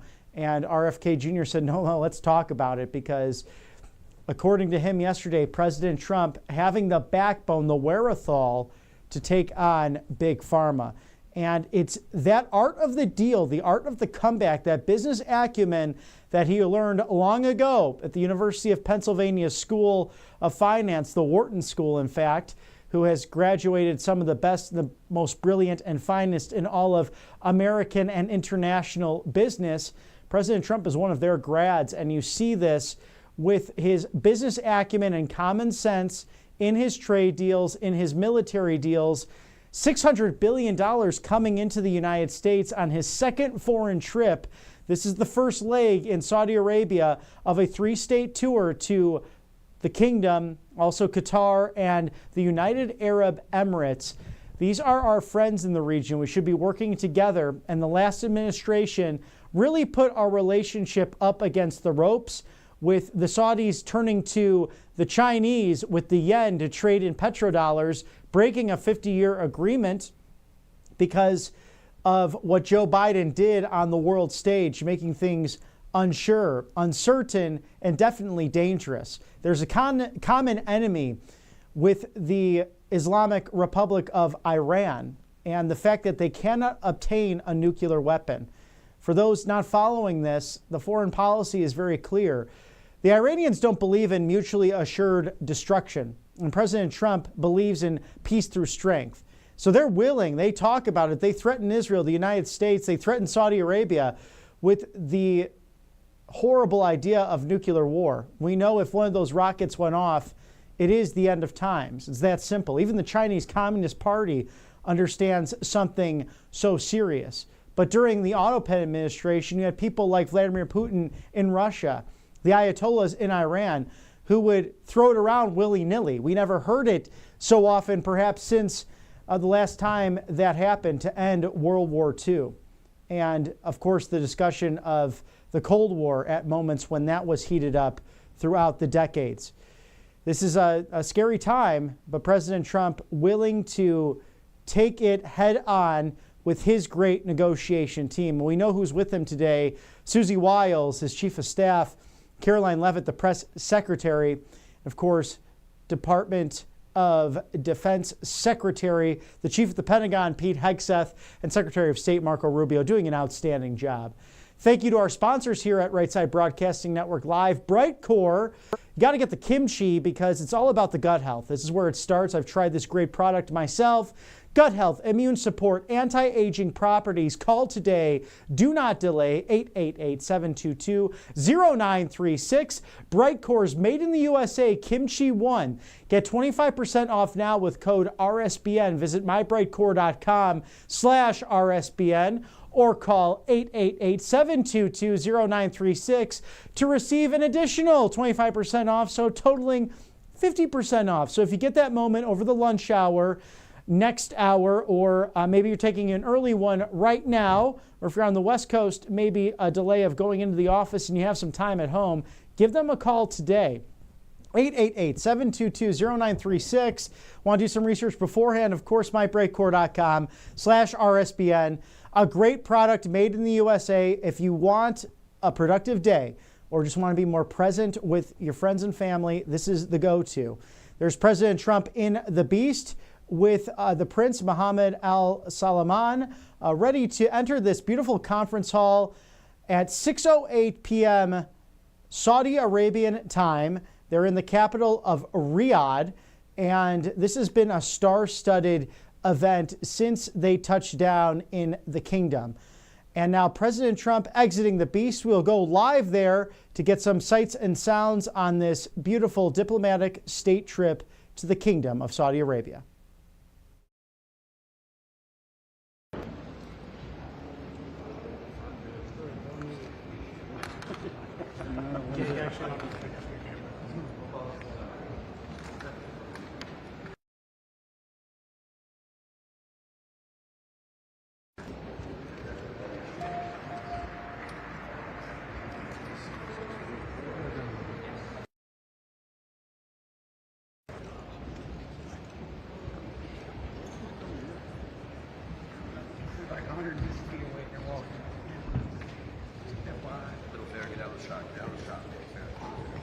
He's arriving.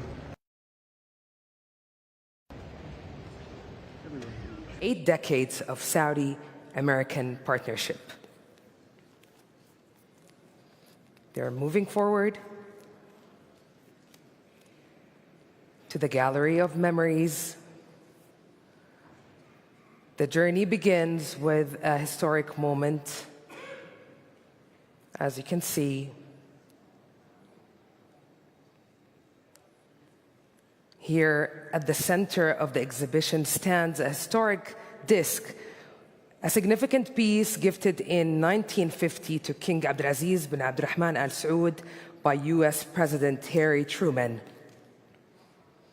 And the journey begins with a historic moment, the 1945 meeting between King Abdulaziz bin Abdurrahman Al Saud and the President Franklin Roosevelt, a defining encounter that laid the foundation for a lasting diplomatic relationships between the two nations, the Kingdom of Saudi Arabia and the United States of America. And there, the two leaders will walk through the Journey of Transformation Gallery, Saudi Vision 2030 Gallery, a forward-looking space that brings to life the kingdom's national transformation. Here in this area, it features scale models of some of the kingdom's most iconic future projects, including Prince Mohammed bin Salman Stadium, which will host the world as Saudi Arabia welcomes the FIFA World Cup in 2034. That's the iconic future project, Prince Mohammed bin Salman Stadium.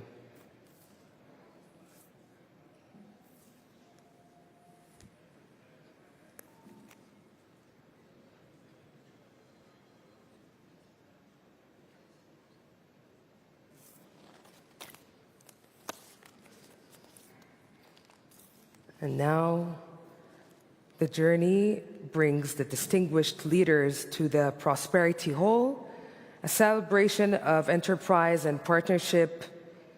Here we have Saudi and American companies stand side by side, showcasing opportunity and innovation.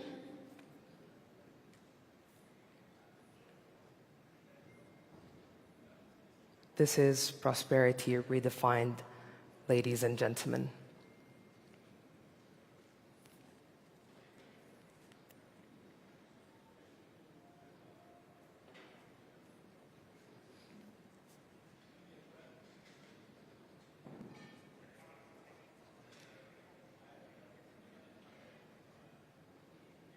We have His Excellency Yasser Mayan, the Governor of PIF, His Excellency Khalid Al-Faleh, Minister of Investment, and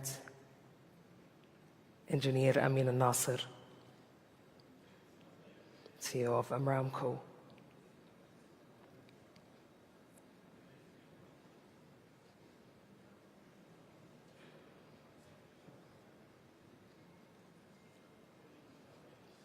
They're standing now in front of Aramco's booth, taking the tour in the Prosperity Hall. As we mentioned, it's a celebration of enterprise and partnership, showcasing untapped opportunities and innovation. Here we have Jerry Anzarello. This is the master plan for Ad-Dir'iyah, city of the land, birthplace of the Kingdom of Saudi Arabia.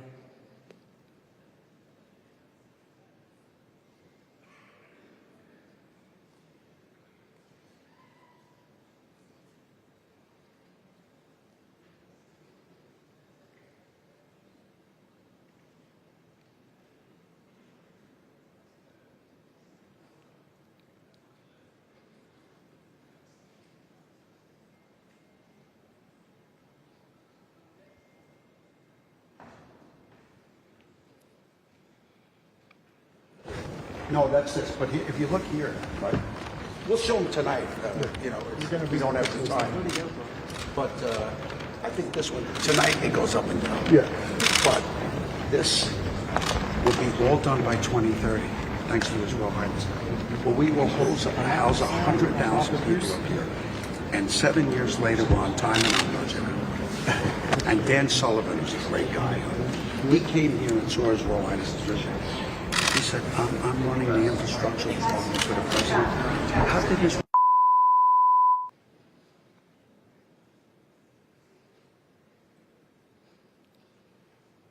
The leaders are continuing the tour in the Prosperity Hall, where prosperity is really defined, making their way to the plenary hall. And for that, we have here, I think that's the master plan for New Murabba project.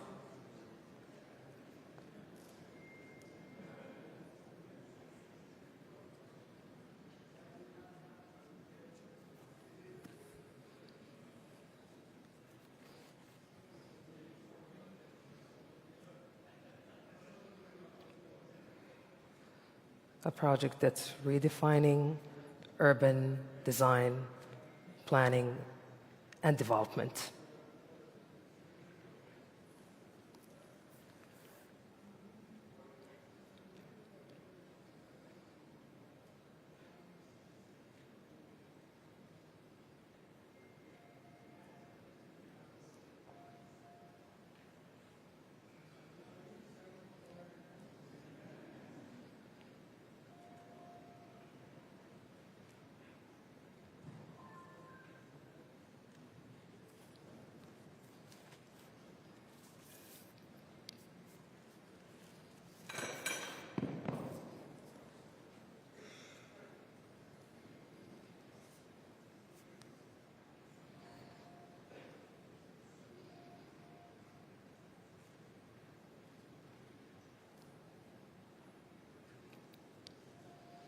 This area, the Prosperity Hall, really reflects the grounding in collective growth, meaningful collaboration, and mutual ambitions.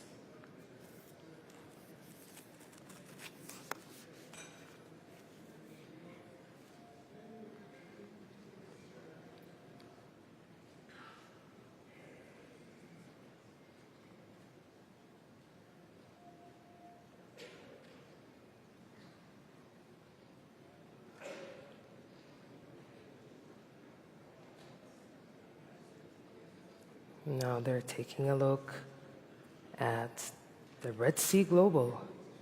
Here's the CEO, John Pagano, having a conversation with His Royal Highness Prince Mohammed bin Salman bin Abdulaziz, Crown Prince and Prime Minister, and the 45th and 47th President of the United States of America, Mr. Donald J. Trump.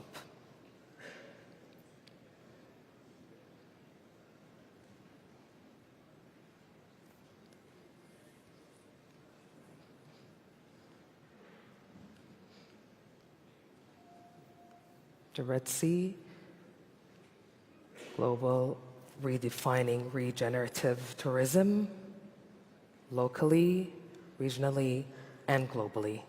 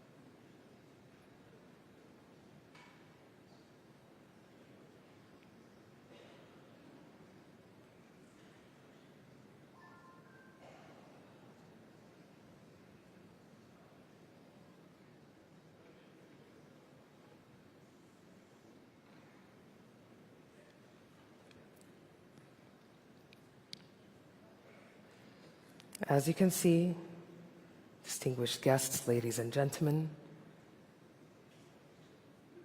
the distinguished leaders are making their way to the plenary hall here as I ask you, all distinguished guests, to please rise for the entrance of His Royal Highness Prince Mohammed bin Salman bin Abdulaziz Al Saud, Crown Prince and Prime Minister, and the 45th and 47th President of the United States of America, Mr. Donald J. Trump. Thank you.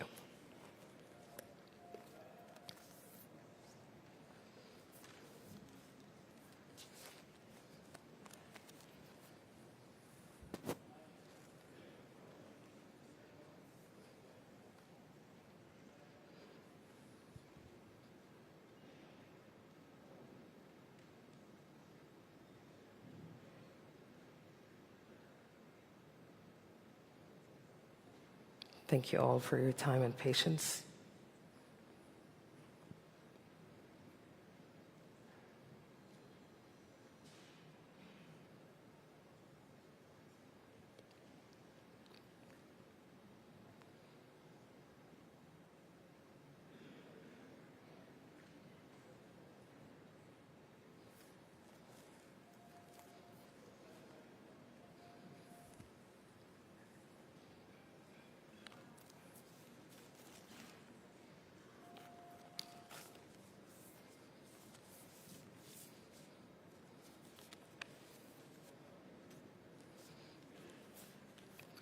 Here in this spot, the Journey of Transformation Saudi Vision 2030 Gallery.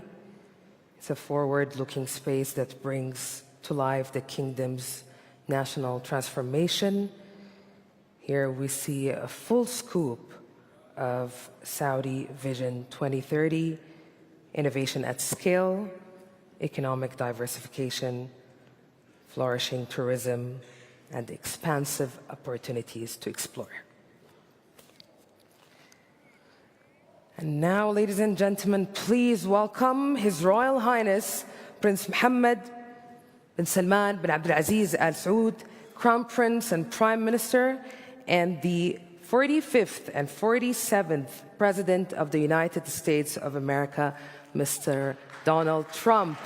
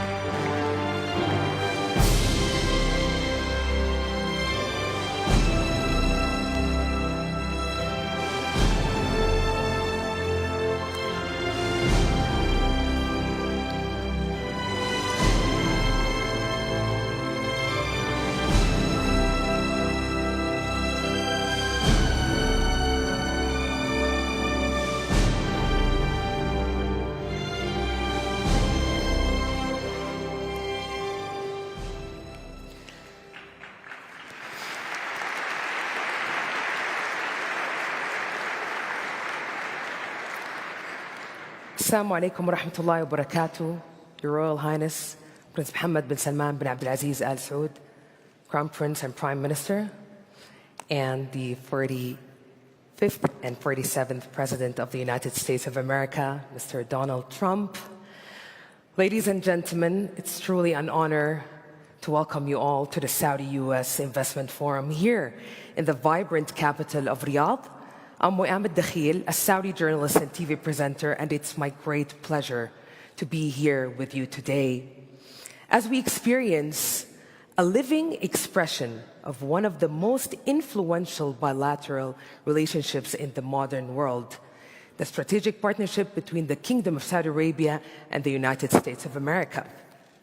And today, here in this room, it manifests in a very tangible, dynamic form with 140 distinguished global speakers, 2,500 delegates in attendance with us today, 15 pivotal panel discussions and focused dialogues across very critical sectors. And at the center of this momentum are the strategic economic partnership agreements. Signed today, we're talking about 145 investment agreements totaling more than $300 billion US. What a momentum, what a moment. Yes. Oh yes, this is really energetic. And we have with us the business leaders representing the strategic economic partnership agreements.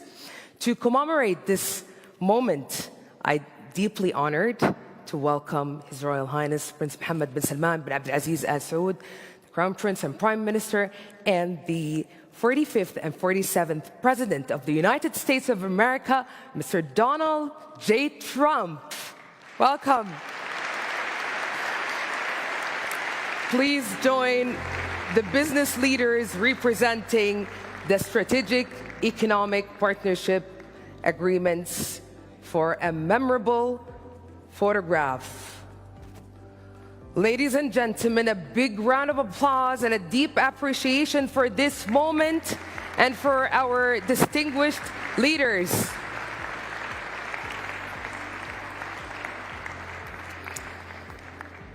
We witness this moment that reflects the trust and determination shared by two nations to move forward together.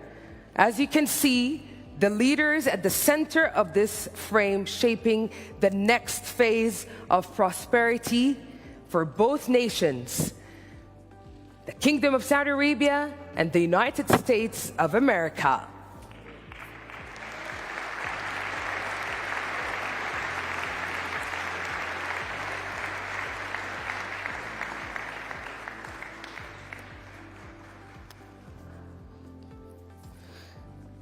And now, distinguished guests, I'm deeply and truly honored to welcome His Royal Highness, Prince Mohammed bin Salman bin Abdulaziz Al Saud, Crown Prince and Prime Minister, to deliver his speech. Welcome, Your Royal Highness. The stage is yours. What a moment. What a moment. What a moment.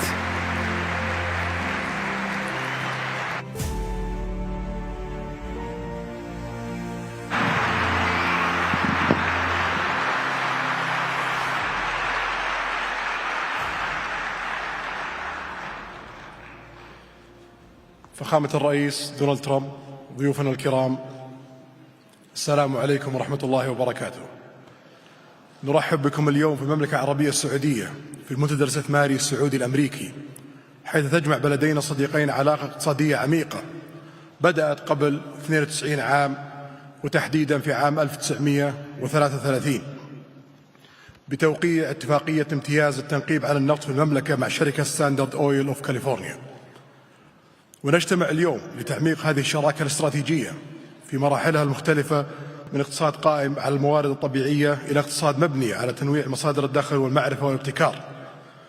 لقد كانت الاستثمارات المشتركة إحدى أهم الركائز في علاقتنا الاقتصادية، والاقتصاد السعودي حاليا أكبر اقتصاد في المنطقة وأكبر شريك اقتصادي للولايات المتحدة الأمريكية في المنطقة، ومن أسرع الاقتصادات نموا بين مجموعة ال20.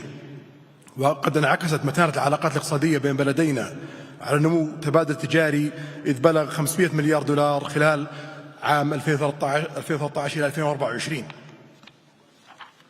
واليوم نعمل على فرص شراكة بحجم 600 مليار دولار، من بينها اتفاقيات تزيد عن 300 مليار دولار تم الإعلان عنها خلال هذا المنتدى. وسنعمل خلال الأشهر القادمة على المرحلة الثانية. In months we will work on second phase to finalize the remaining agreements to raise them to $1 trillion. This growing partnership represents the extension of multiple cooperation in the military, security, economic, and technological fields in order to enhance mutual benefits, supporting job opportunities in the kingdom, contribute to localization of industries, grow local content, and develop our GDP. The United States of America is a major destination for the PIF, accounting more than 40% of global investments. Its global investment reflects the confidence of the U.S. economy capabilities to innovate, especially in promising sectors such as technology and AI, which contributes to transfer of knowledge and exchange of expertise.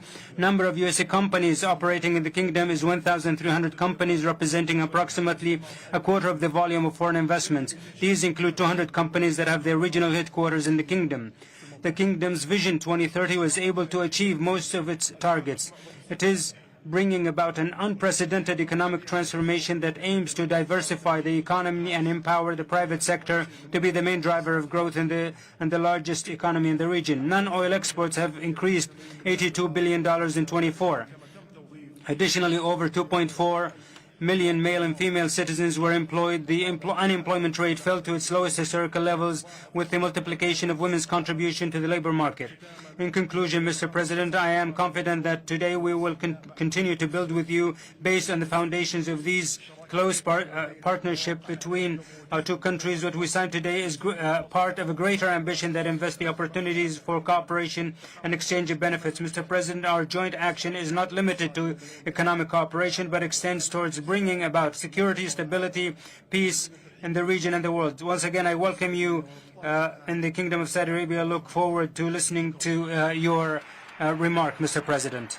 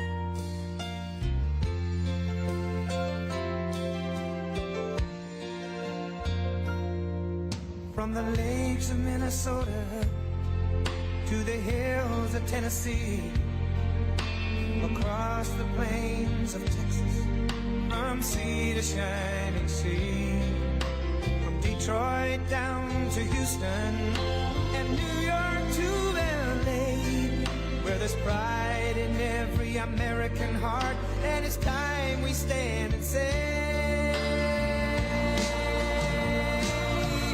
that I'm proud to be an American, where at least I know I'm free, and I won't forget the men who died, who gave that right to me, and I gladly stand up next to you and defend her still today, 'cause there ain't no doubt I love this land.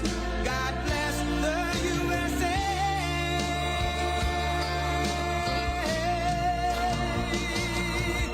And I'm proud to be an American, where at least I know I'm free, and I won't forget the men who died, who gave that right to me, and I gladly stand up next to you and defend her still today, 'cause there ain't no doubt I love this land.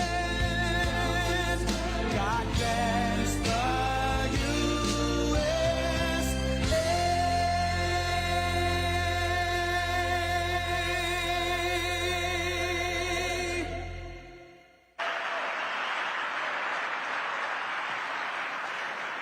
Well, thank you very much. It's an honor to be here. What a great place.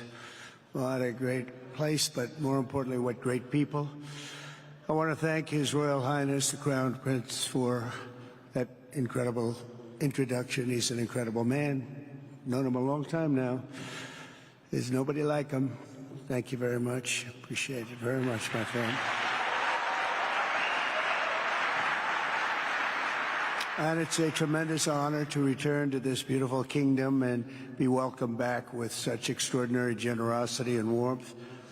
I've never forgotten the exceptional hospitality showed to us by King Solomon, who's just, we talk about a great, that is a great man. That is a great man, a great family. And that visit took place exactly 8 years ago. The graciousness of the royal family and the Saudi people is really unsurpassed, no matter where you go. Let me also thank the countless ministers, government officials, business leaders, and distinguished guests for that warm welcome. Very warm, and I know so many of you. I'd like to call out all of your names, but we have a lot of problems. We'd be here for a long time. We don't want that, so don't be upset. With this historic state visit, we celebrate more than 80 years of close partnership between the United States and the Kingdom of Saudi Arabia. Ever since President Franklin Roosevelt met with King Solomon's father, King Abdul Aziz, aboard the USS Quincy in 1945, the U.S.-Saudi relationship has been a bedrock of security and prosperity. Today we reaffirm this important bond, and we take the next steps to make our relationship closer, stronger, and more powerful than ever before. It is more powerful than ever before.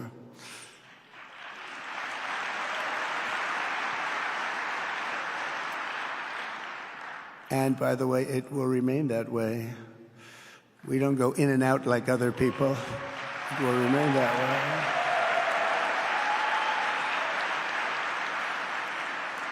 I've come this afternoon to talk about the bright future of the Middle East, but first let me begin by sharing the abundance of good news from a place called America. In less than 4 months, our new administration has achieved more than most other administrations accomplish in 4 years or even 8 years. We've actually done, for the most part, more. The day I took office, we inherited, thank you. Thank you. The day I took office, we inherited a colossal invasion on our southern border, an invasion like you'd never want to see here. Nobody should ever want to see it. But within weeks, we slashed illegal border crossings to an all-time low, down 99.999%.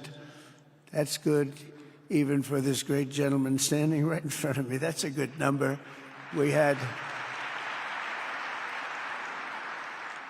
hundreds of thousands of people. They came in at the same time last year, and last month we had, in this massive border, 3 people that got in.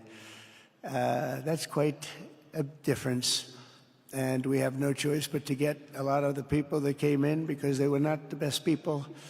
They were, in many cases, very bad people. We're getting them out. We're getting them out very fast. We're bringing them back to where they came from.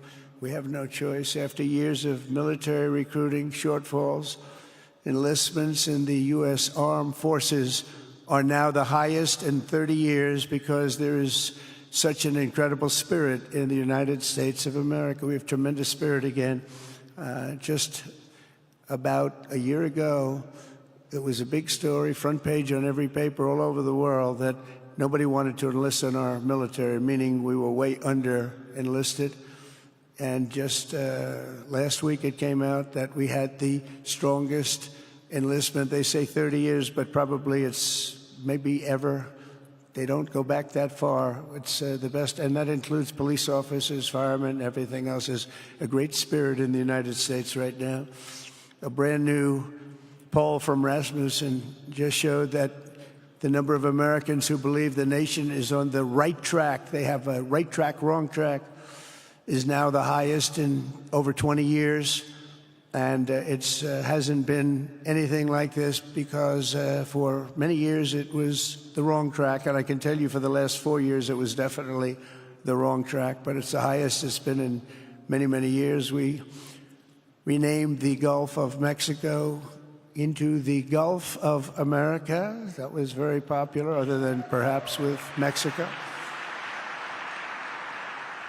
And most importantly, for the people in this room, the days of economic misery under the last administration are rapidly giving way to the greatest economy in the history of the world. We are rocking. The United States is the hottest country, with the exception of your country, I have to say, right? I'm not going to take that on. No, Mohammed, I'm not going to take that on. Wouldn't that be a terrible thing if I made that full statement? But I will not do it. You're hotter. At least as long as I'm up here, you're hotter.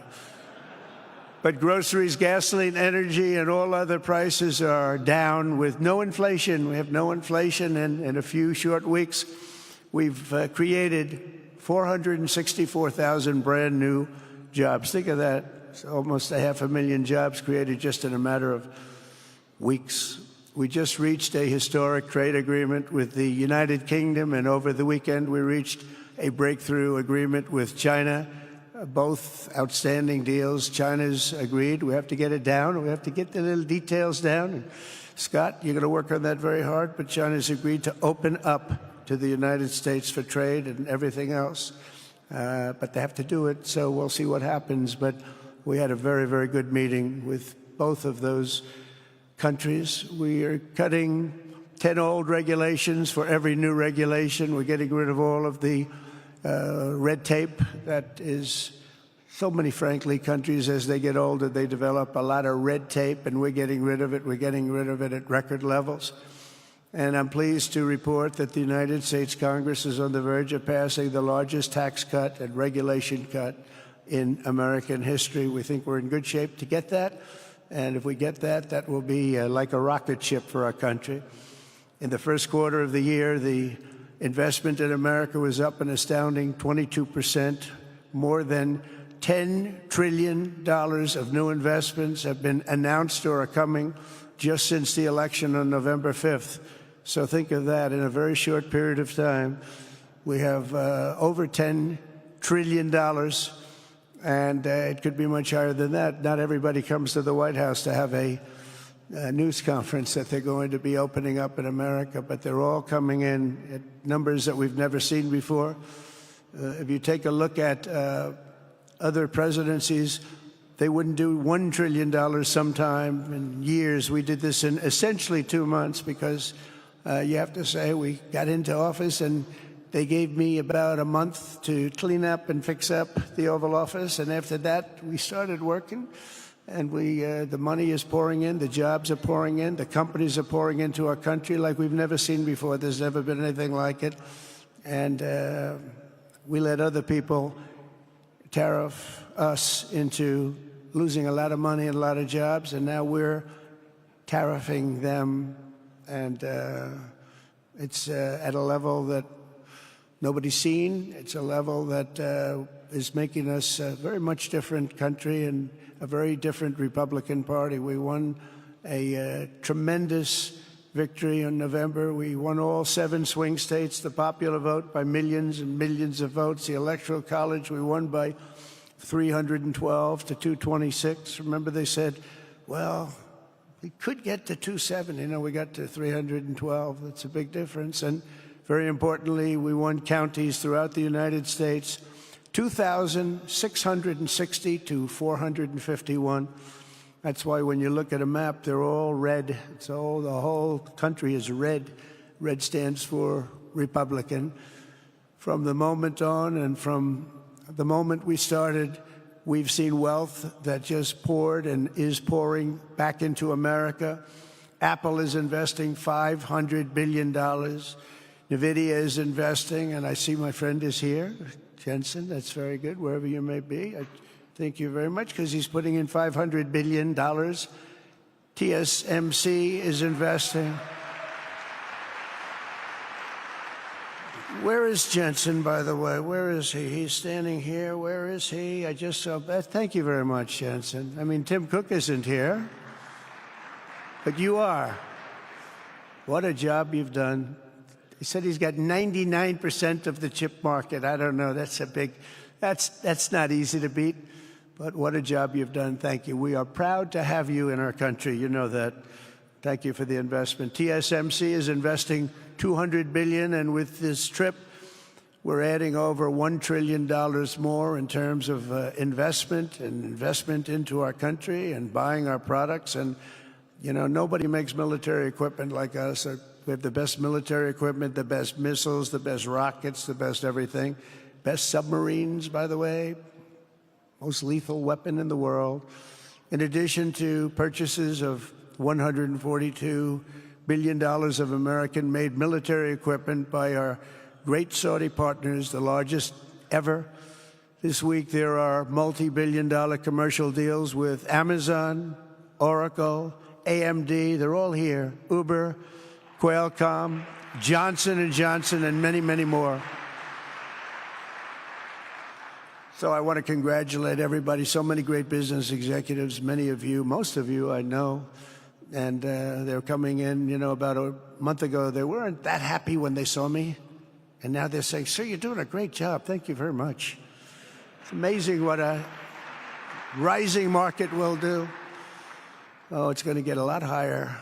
In fact, I told people 5 weeks ago, this is a great time to buy. I got criticized for that. Now they don't criticize me anymore. People should have listened. But it's going to go a lot higher. You see, we've never had anything like this happen. It's an explosion of investment and jobs, and great companies are coming in. Never seen anything like it. There's no better place to make a future or make a fortune, do anything, frankly, than what we have in the United States of America under a certain President, Donald J. Trump. I have the right attitude. I have the same attitude that the people in the front row, second row, third row have. As you get back, perhaps they start to wane a little bit in terms of their view. But they understand, and we're doing what a lot of smart people would do. And we're not necessarily being politically correct. You saw what we did yesterday with health care. We've cut our health care by 50 to 90%. You're going to see drugs and pharmaceuticals come down at numbers that nobody has ever seen. And drugs, pharmaceuticals, we think will be dropping. And it'll be a redistribution of costs with other nations, which really took advantage of a very nice group of people that ran our country. But not only is this a time of incredible excitement in the United States, it's also an exhilarating period right here in the Arabian Peninsula. Beautiful place, by the way. Beautiful place. Exactly Thank you.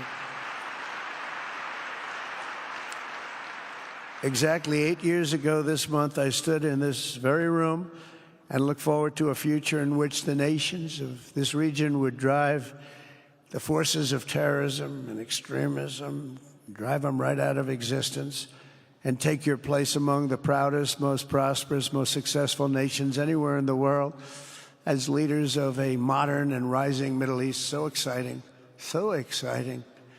Mohammed, do you sleep at night? How do you sleep? Huh?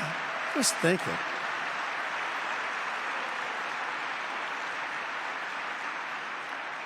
What a job. He tosses and turns like some of us. Tosses and turns all night. How do I make it even better all night? It's the ones that don't toss and turn. They're the ones that will never take you to the promised land, won't they? But you have done some job. True. But critics doubted that it was possible what you've done. But over the past 8 years, Saudi Arabia has proved the critics totally wrong. The transformation that has occurred even by these incredible business leaders. I mean, you had the biggest leaders in business anywhere in the world standing right before us. But the transformation that has occurred under the leadership of King Salman and Crown Prince Mohammed has been truly extraordinary. Such a thing has, I don't think, ever happened before. I've never seen anything at that scale happen before. And I guess, maybe you could say the United States is doing pretty well too, but I don't think too many people have seen that happen before. Majestic skyscrapers, the towers that I see, the difference between now and 8 years ago. And 8 years ago was very impressive, but the towers that I see rising, some of the exhibits that I was shown by Mohammed, what I've seen there is just an amazing, it's an amazing process, amazing genius of so many people, architecture, but I have a feeling I know where many of those ideas came from. Happens to be sitting right in this room right before me, but the towers and all of the different, I've seen a lot of different towers. I didn't think there's any version of a tower that I haven't seen in one form or another. Well, I just passed 4 exhibits. I have never seen anything like any of them. So it's going to be very exciting. And they sit among the ancient wonders of a growing and exciting city. It's really amazing. Riyadh is becoming not just a seat of government, but a major business, cultural, and high-tech capital of the entire world. The World Cup is here. Johnny, just stand up, Johnny. Johnny, thank you, Johnny.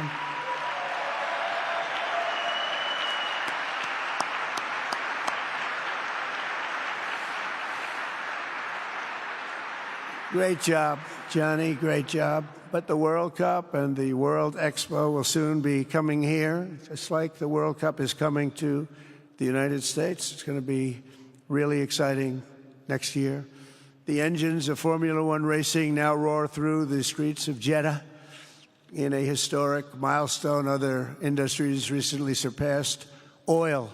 Think of it, all of your other industries now have surpassed oil. I don't know if a lot of people will understand what that means. It's so big to make up a majority of the Saudi economy for the very first time ever. So think of that.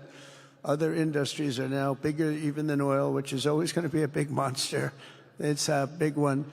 But that's a great tribute to you and economic development properly used.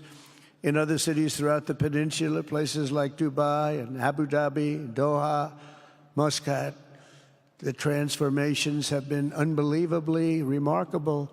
Before our eyes, a new generation of leaders is transcending the ancient conflicts of tired divisions of the past and forging a future where the Middle East is defined by commerce, not chaos, where it exports technology, not terrorism, and where people of different nations, religions, and creeds are building cities together, not bombing each other out of existence. We don't want that.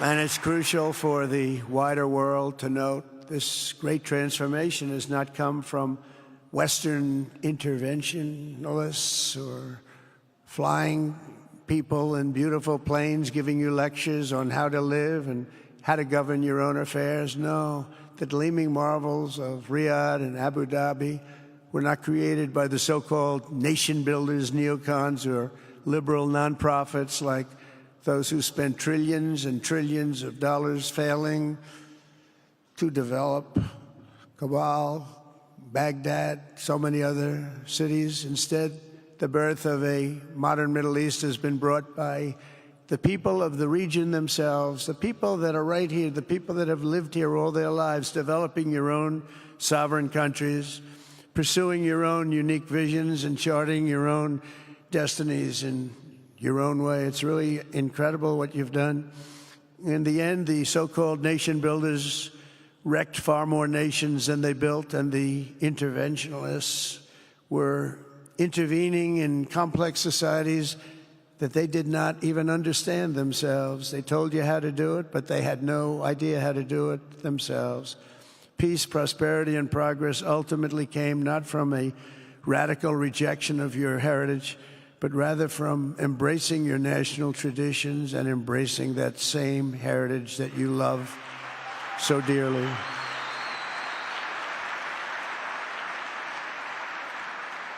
And it's something only you could do. You achieved a modern miracle, the Arabian way. That's a good way.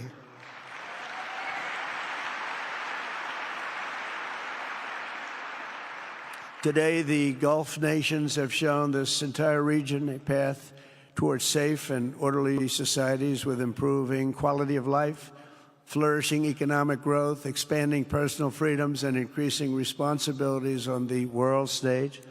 After so many decades of conflict, finally it is within our grasp to reach the future that generations before us could only dream about, a land of peace, safety, harmony, opportunity, innovation, and achievement right here in the Middle East. So beautiful. It's such a beautiful thing that's happening. I guess, the people that are here can't even really appreciate it because you see it happening, and it's when you come to a place that you haven't seen in 5 years or 10 years or 20 years that it's even more incredible. When I left office just over 4 years ago, that future seemed almost impossible, what you've done. Together we had obliterated the killers of ISIS. We wiped them out, terminated its founder and leader, al-Baghdadi. We had healed the divide in the Gulf Cooperation Council, it's a very big deal, and united the nations of the region to stand against the enemies of all civilization. We'd imposed unprecedented sanctions on Iran and starved the regime of resources to fund terror. They were unable to fund anything because they had no money left. They had no money. But the new administration came in and let them have a lot of money, and you saw what happened. It was not money well spent. And with the historic Abraham Accords that we're so proud of, all the momentum was aimed at peace, and it aimed very successfully. It's been an amazing thing, the Abraham Accords, and it's my fervent hope, wish, and even my dream that Saudi Arabia, a place I have such respect for, especially over the last fairly short period of time, what you've been able to do, but we'll soon be joining the Abraham Accords. I think it'll be a tremendous tribute to your country, and it will be something that's really going to be very important for the future of the Middle East. I took a risk in doing them, and they've been an absolute bonanza for the countries that have joined. The Biden administration did nothing for 4 years. We would have had it filled out. But it will be a special day in the Middle East with the whole world watching when Saudi Arabia joins us, and you'll be greatly honoring me, and you'll be greatly honoring all of those people that have fought so hard for the Middle East. And I really think it's going to be something special, but you'll do it in your own time, and that's what I want, and that's what you want, and that's the way it's going to be. When I left office, the only thing still standing between this region and its unbelievable potential was a small group of rogue actors and violent thugs seeking constantly to drag the Middle East backward and into havoc, mayhem, and indeed into war. Unfortunately, instead of confronting these destructive forces, the last U.S. administration chose to enrich them and empower them and give them billions and billions of dollars. The Biden administration, the worst administration in the history of our country, by the way, spurned our most trusted and longstanding Gulf partners, and I can say partners worldwide, one of our great, great partners, no matter who we look to. And we have great partners in the world, but we have none stronger and nobody like the gentleman that's right before me. He's your greatest representative, greatest representative.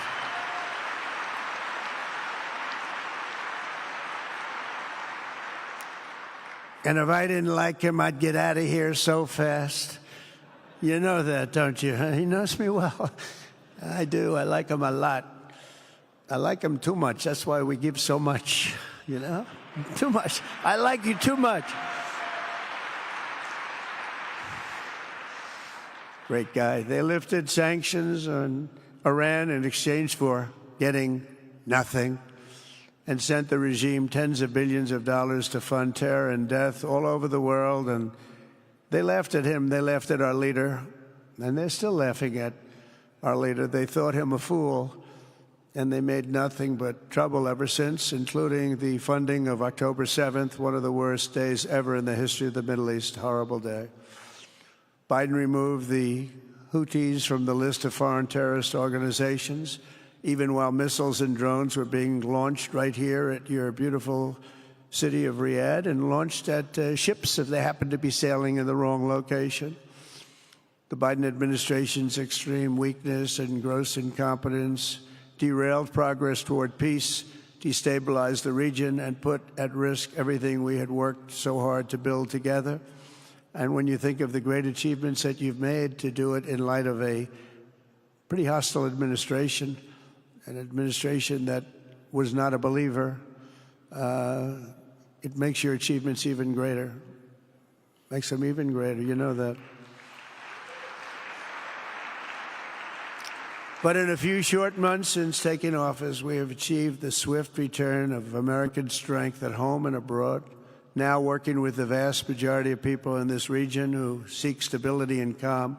Our task is to unify against the few agents of chaos and terror that are left and that are holding hostage the dreams of millions and millions of great people. The biggest and most destructive of these forces is the regime in Iran, which has caused unthinkable suffering in Syria, Lebanon, Gaza, Iraq, Yemen, and beyond. There could be no sharper contrast with the path you have pursued on the Arabian Peninsula than the disaster unfolding right across in the Gulf of Iran. Think of that. They wanted to name it that. I said, they're not going to let them do that. Do you mind if I stop that? I stopped it. We're not going to let that happen.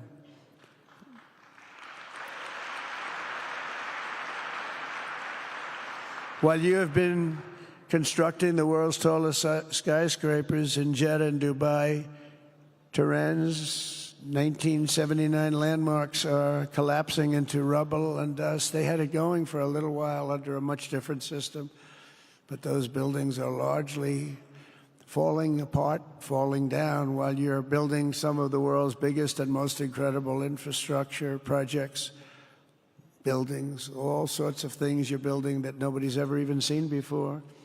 Iran's decades of neglect and mismanagement have left the country plagued by rolling blackouts lasting for hours a day. All the time you hear about it.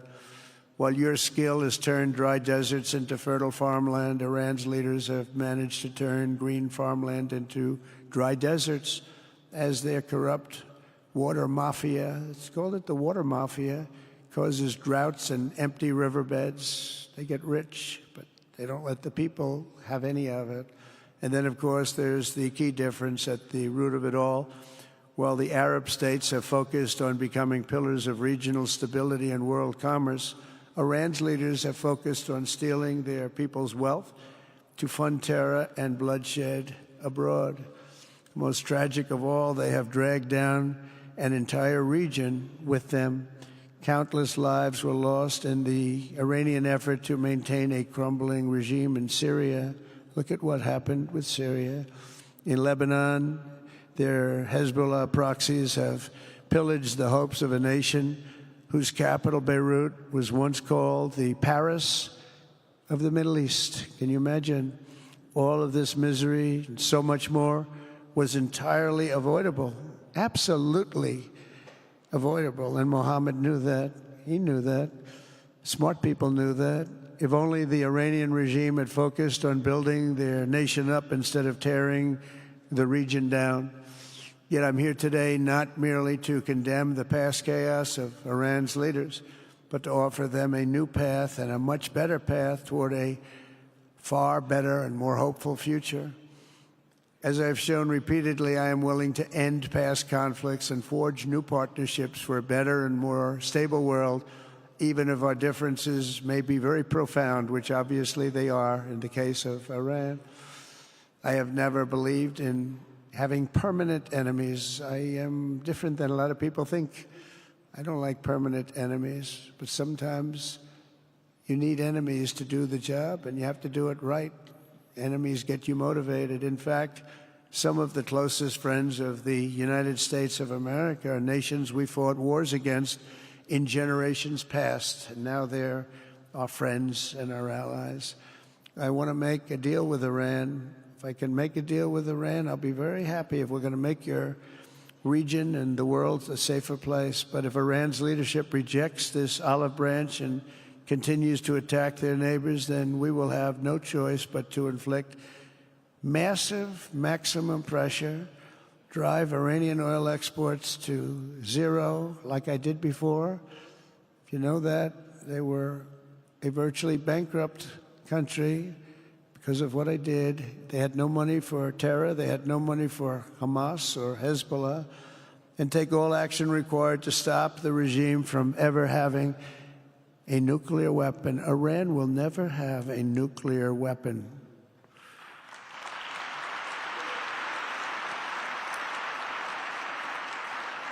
But with that said, Iran can have a much brighter future, but will never allow America and its allies to be threatened with terrorism or nuclear attack. The choice is theirs to make. We really want them to be a successful country. We want them to be a wonderful, safe, great country, but they cannot have a nuclear weapon. This is an offer that will not last forever. The time is right now for them to choose. Right now, we don't have a lot of time to wait. Things are happening at a very fast pace. They're happening right here. They're happening at a very fast pace. So they have to make their move right now, one way or the other. Make your move. As I said in my inaugural address, my greatest hope is to be a peacemaker and to be a unifier. I don't like war. We have the greatest military, by the way, in the history of the world. You know, I rebuilt our military in my first 4 years and rebuilt it into the most powerful military there is. And you saw that when I knocked out ISIS in 3 weeks. People said it would take 4 years, 5 years. I did it. We did it in 3 weeks.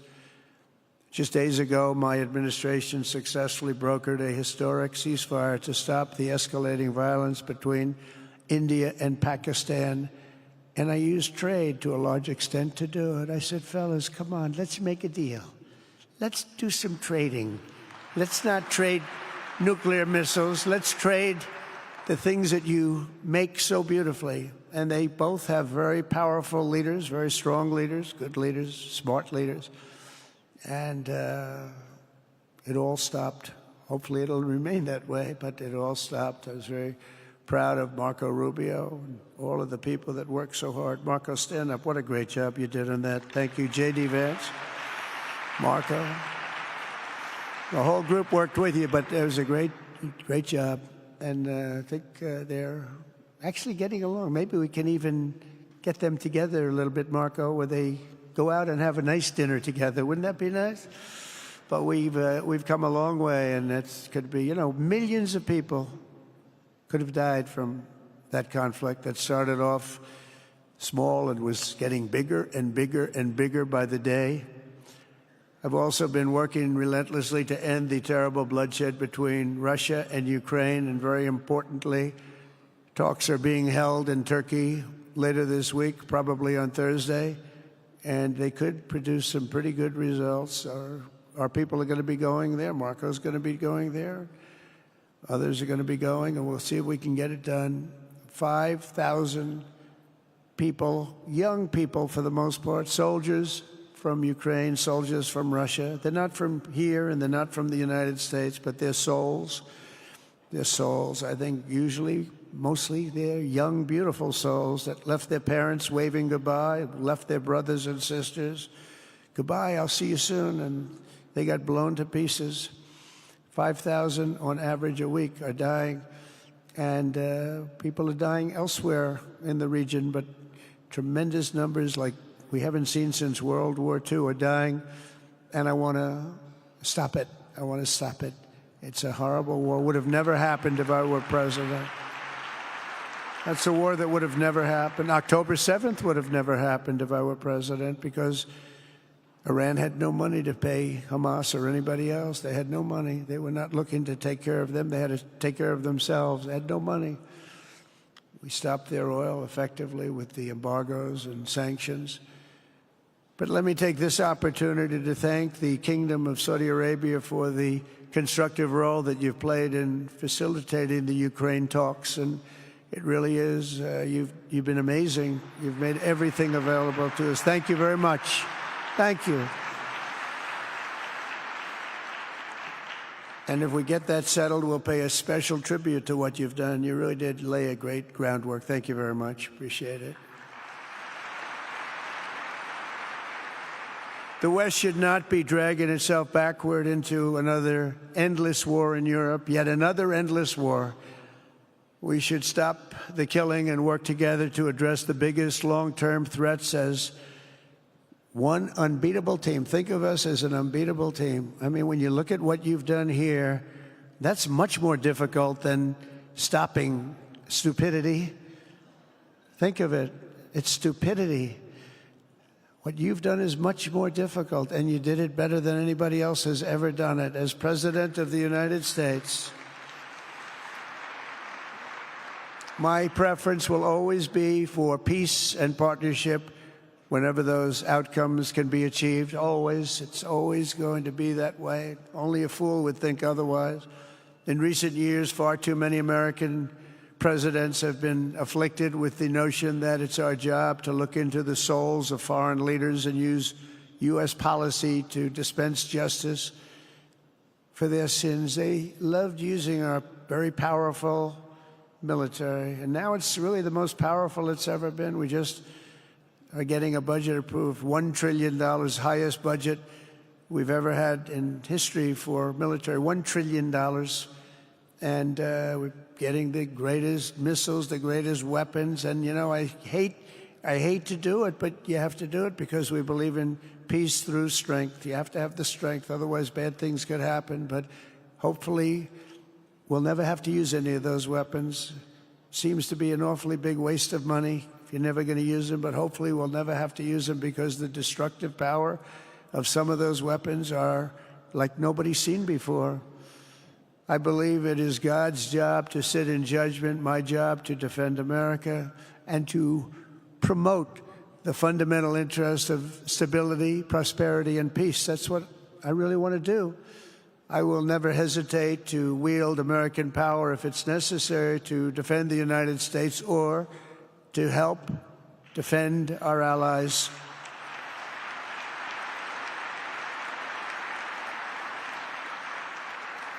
And there will be no mercy for any foe who tries to do us or them harm. We will have no mercy. They understand that. That's why I've been pretty lucky. A lot of people think, you know, he's looking to fight. He's looking to fight, and things get settled. It's an amazing thing when they really think you mean it. But we do. We have the greatest military, the strongest military, stronger than any. Nobody's even close. We have the best weapons in the world, but we don't want to use them. If you threaten America or our partners, however, then you'll be faced with overwhelming strength and devastating force. We have things that you don't even know about, you don't hear about, and if you did, you'd say, wow. In recent weeks, following repeated attacks on American ships and freedom of navigation in the Red Sea, the United States military launched more than 1,100 strikes on the Houthis in Yemen.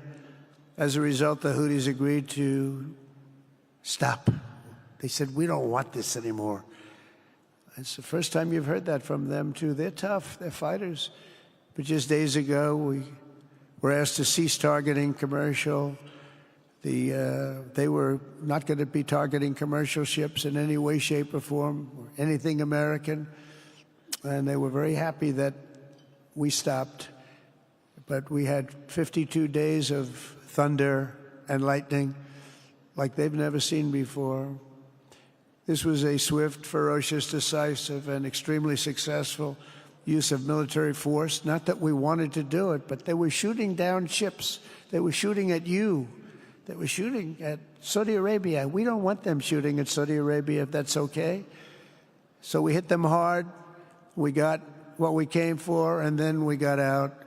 Since January 20th, the U.S. military has terminated 83 terrorist leaders operating across Iraq, Syria, and Somalia, including ISIS's #2 global leader. You read about that just recently. With the help of Pakistan, we apprehended the ISIS terrorists responsible for the attack on 13 American service members at Abbey Gate, that horrible, horrible disaster. During this Afghanistan withdrawal, you know, that's another thing that we don't even think about so much anymore. 13 died, but 42 were horribly wounded. But hundreds of people died overall, because I count the people on the other side. Hundreds of people just grossly incompetent. It's probably why Putin decided to go into Ukraine, something he never would have done if I were president. But we wouldn't have had the problems of October 7th if I were president. We wouldn't have had Ukraine, Russia if I were president. We wouldn't have had Abbey Gate, because there wouldn't have been any reason we were getting out, but we were getting out with dignity and with strength and power. But the way they got out was not good. I think it was the most embarrassing moment in the history of our country.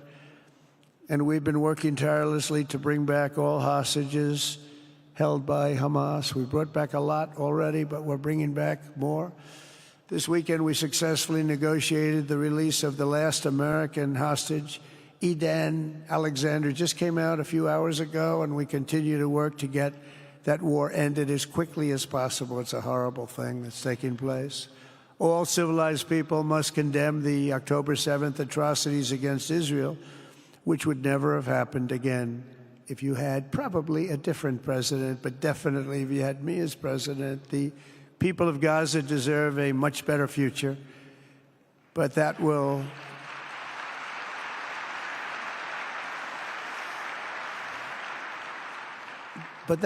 or can not occur as long as their leaders choose to kidnap, torture, and target innocent men, women, and children for political ends. The way those people are treated in Gaza, there's not a place in the world where people are treated so badly. It's horrible. After years of suffering, two of the nations most ravaged by terror are finally beginning to end their long nightmares under the new generation of leaders. In Lebanon, where a friend of mine has just become the ambassador. He's going to be great. I said, you know, that could be a very dangerous job. He said, I was born there. I'm Lebanese. I love that country. I said, but it's very dangerous. You know, this is a friend of mine from New York. I said, but it's very dangerous. Are you sure you want to do it? I never thought of him as being a warrior, but he is a warrior. He loves his country. He said, if I'm injured or die, I'm dying for a country that I love. He grew up there. It's horrible what's happened in Lebanon, but you have a great ambassador, I can tell you that. In Lebanon, which has been endlessly victimized by Hezbollah and their sponsor, Iran, a new president and prime minister have brought the first real chance in decades for a more productive partnership with the United States, and we're going to work with their new ambassador and everybody else, Marco, and we're going to see if we can really help them out and let them get over that very high grid that they're going to have to get over. My administration stands ready to help Lebanon create a future of economic development and peace with its neighbors. They have tremendous people in Lebanon, doctors, lawyers, great professional people. I hear it so many times.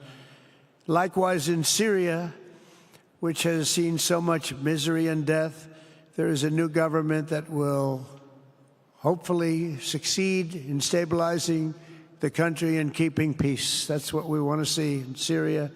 They've had their share of travesty, war, killing, many years.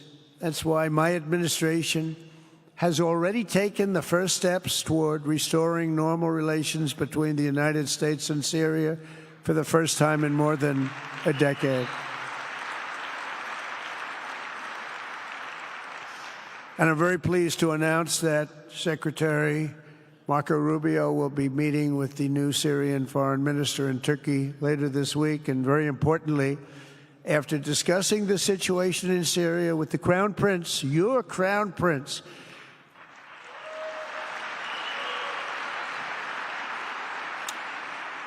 and also with President Erdogan of Turkey, who called me the other day and asked for a very similar thing, among others, and friends of mine, people that I have a lot of respect for in the Middle East, I will be ordering the cessation of sanctions against Syria in order to give them a chance at greatness.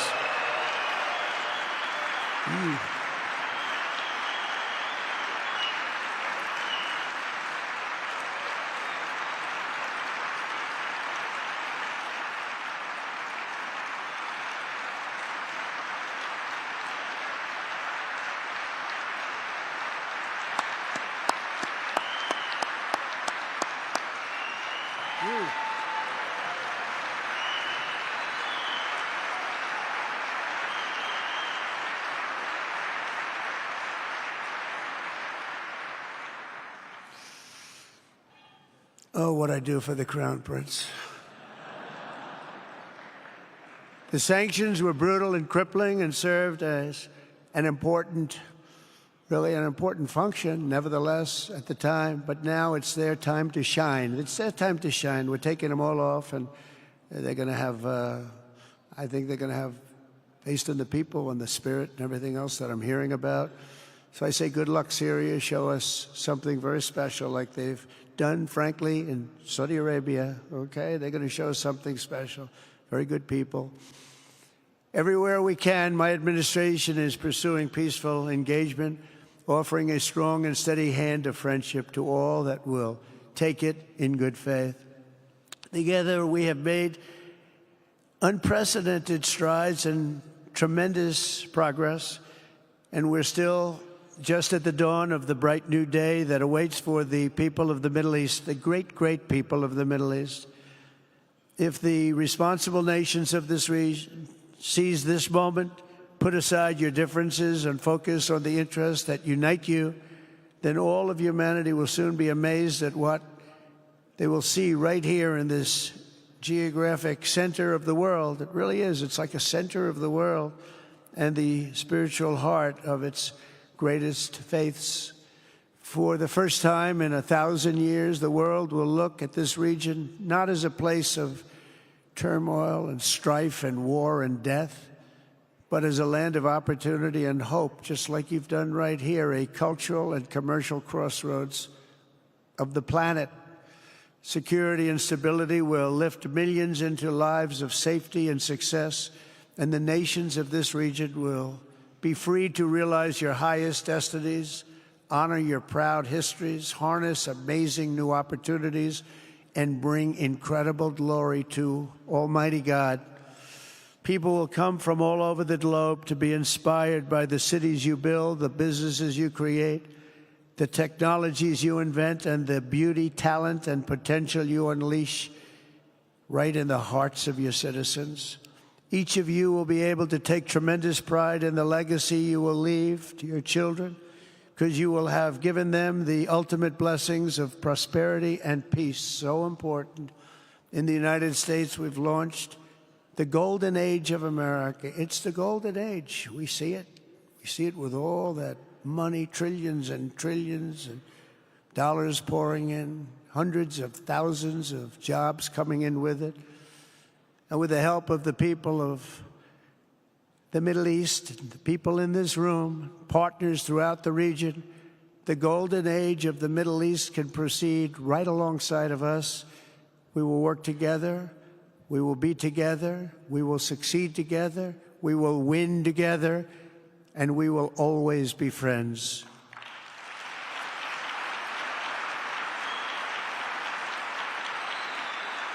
Thank you.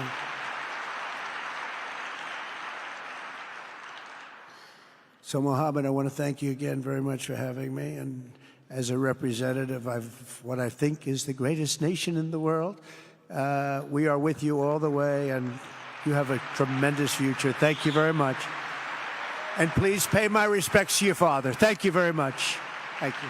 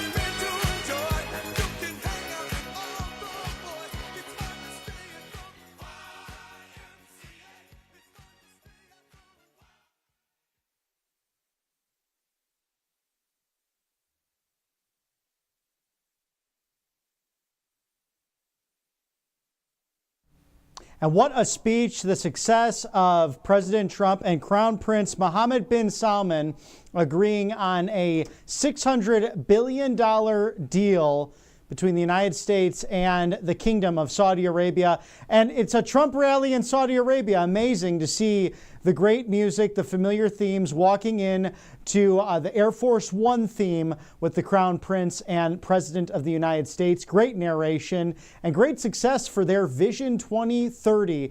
Much different than Agenda 2030 from the far left globalists who are losing, and thank God for that. President Trump announcing not only the $600 billion deal that you saw signed earlier between the United States and the Kingdom of Saudi Arabia, but sanctions on Syria, also the depletion of the Houthi rebels who also harmed the kingdom with trade along the Gulf nations. So this is a friendship that will be enduring all the way back to that gentleman's grandfather and President Franklin Delano Roosevelt, 80 years standing the test of time post-World War II.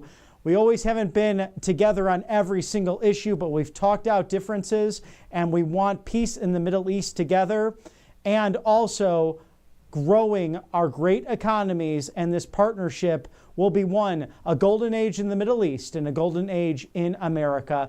Speaking of gold, thank you to our sponsors at Right Side Broadcasting Network Live. Colonial Metals Group, Paul Stone, the great CEO of this organization, has explained on the network how important it is to have not only properties, assets, 401ks, and IRAs, but gold and silver going up over 7,000% in value. This is gold since 1971 when the Nixon administration went off the gold standard. So scan that QR code now. Shield your savings today. freegoldguy.com/RSBN, your go-to, because patriots like Judge Jeanine Pirro, the interim attorney in the D.C. Circuit under President Trump, she knows a thing or two about this and endorses this group because it is the best in the business. And look at what China's doing with reciprocal tariffs, with war games against Taiwan, and with buying up or attempting to prime American farmland. President Trump just laid it out. Look what AutoPen did during his administration, how much of a disgrace it was on an international scale. So where does that leave you? Gold and silver must become part of your portfolio. freegoldguy.com/RSBN, your go-to. Thank you for sponsoring us on the right side of history. as well as we love to thank our dear friend. We saw him a couple of weeks ago in Warren, Michigan, Mike Lindell, mypillow.com/RSBN. The Giza Dream Sheets, the bed sheet sale, only $49.98, mypillow.com/RSBN. Call today, do not delay, 800-836-7566, mypillow.com/RSBN. The best marketer out there, as President Trump said, no one does it better than Mr. Mike Lindell. The Giza Dream Sheets, only $49.98 for a short period of time. Any size, any color, mypillow.com/RSBN. Thank you for your sponsorship of this great network. We're going to a quick commercial break at nearly 12:30 Eastern. It's about 7:30 in Riyadh, Saudi Arabia. We'll be right back with you for more Right Side Broadcasting Network Live. You've heard how hard it can be to get access to medications like ivermectin, all the things they don't want you to take because they're actually effective and they don't cost all that much, right? You've seen that one before. So it's critical to have something like that on hand for any emergency and to be prepared in a time of crisis. And that's why I want to tell you about All Family Pharmacy. They're cutting through the nonsense and they make it easy to get hard to find medications when you need them most. They'll provide the prescription, no hoops to jump through, no waiting room, no hassle, and they deliver it right to your door. All Family Pharma even lets you order in bulk so you can stay ahead of the curve. Head over to allfamilypharmacy.com for 10% off your first order. Again, allfamilypharmacy.com. It's simple. Get the 10% savings. Be prepared.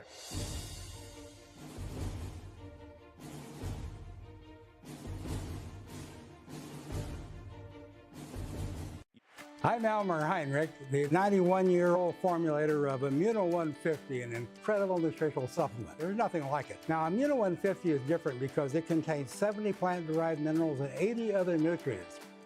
Dr. Linus Pauling, known for vitamin C, was instrumental in convincing me to get into the mineral business in 1983. He said the world is sick due to a lack of minerals in topsoil. He said the body needs 60 minerals, but the average food and supplement has no more than 12. That's the reason for Immuno 150. Since its inception, it's had a powerful impact on the lives of thousands of people who could not get any help from various supplements they took or their doctor. Now, I suggest you try Immuno 150 to see what 70 minerals, CoQ10, and 80 nutrients can do for you. Look at the 2 videos on our website. Millions have. Now, consider placing an order for Immuno 150 online or call our toll-free number. I know you'll be glad you did. And if you're just tuning in, welcome to RSBN Live. It's 12:30 on the East Coast, 9:30 on the Golden Coast of California. So good afternoon and good morning from wherever you're watching in this beautiful land of the United States of America. Your president, Donald Trump, is in Riyadh, Saudi Arabia, just wrapping up a beautiful meeting between the United States and Saudi Arabian officials, securing historic $600 billion of investments from the kingdom to the United States. It's 7:30 in the evening in Saudi Arabia, where President Trump announced a $600 billion commitment to invest in the United States, building economic ties that will endure for generations to come.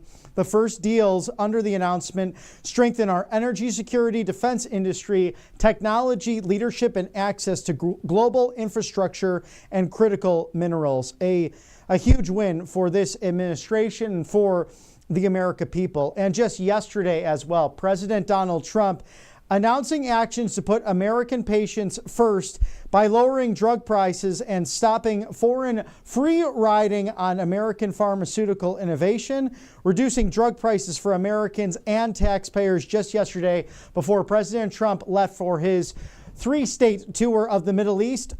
Signed an executive order to bring the prices Americans and taxpayers pay for prescription drugs in line with those paid by similar nations. So this has just been an extraordinary set of roughly 36 hours here, coming off of Mother's Day weekend, just hitting the ground running. We had negotiations with Scott Bessent, Jameson Greer representing the United States against their Chinese communist counterparts in Geneva, Switzerland as well, bringing down temporarily tariffs to 10%, reciprocal in nature, to further discuss trade between the two nations. And we saw the stock market just skyrocket on Monday. So amazing things happening, many developments, lots of news. Keep it tuned in right here on the right side of history, or go to live desk at Right Side Broadcasting Network Live. It's always an honor to be with you. Your humble correspondent, Robert McNeely, focused on everything inside and outside of the Beltway. We're so privileged to bring to you today, through the pool, all of this access to the meetings in Saudi Arabia that will continue over this week in Qatar and also in the United Arab Emirates. And President Trump may also be going to Turkey as well to meet with Russian leader Vladimir Putin and perhaps Ukrainian leader Vladimir Zelensky, as they're scheduled to meet on Thursday of this week to finally end that terrible war. President Trump just speaking on that at that infrastructure meeting between our two great nations of the United States and the Kingdom of Saudi Arabia, announcing also sanctions against Syria and the further ending of this Israeli and Hamas conflict started on October 7th of 2023. Both that conflict and the Russia-Ukraine conflict would not have happened if President Trump was in office. The proof is in the pudding, and President Trump making great deals. It's the art of the deal in real time. His business acumen, his common sense being brought to you in real time on this network. So we hope you are enjoying this, as it is a beautiful Tuesday in Auburn, Alabama. Thank you to our sponsors on the right side of history, allfamilypharmacy.com. This is important to go to this group, especially with drug prices lowering with that executive order. Imagine needing a medication and being told you can't have it, not because it's out of stock, but because Big Pharma doesn't want you to have it. So there's ivermectin, there's methylene blue, there's 200 essential medications, and also antibiotics that could save your life when others make it complicated. All Family Pharmacy makes it simple. Just the meds you want and need when you don't need to jump through hoops to get them. They've got so much in stock that you need in your medicine cabinet. Again, 200 core medications that can keep your home stocked and safe for your family, because being unprepared is simply not an option anymore. You need to be ready for this in case there's an emergency or the electricity goes out. God forbid it's Sunday night and your wife does not have their medication for blood pressure. Your child is spiking a fever or has a terrible flu, and your pharmacy down the street is closed.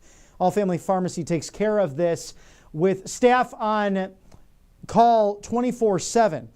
Your doctors can handle that with a prescription, and their doctors can get those meds shipped to you right away, even overnight. No insurance, no hassle, just peace of mind for you and your family, all for 10% off your first order. RSBN 10, allfamilypharmacy.com/RSBN.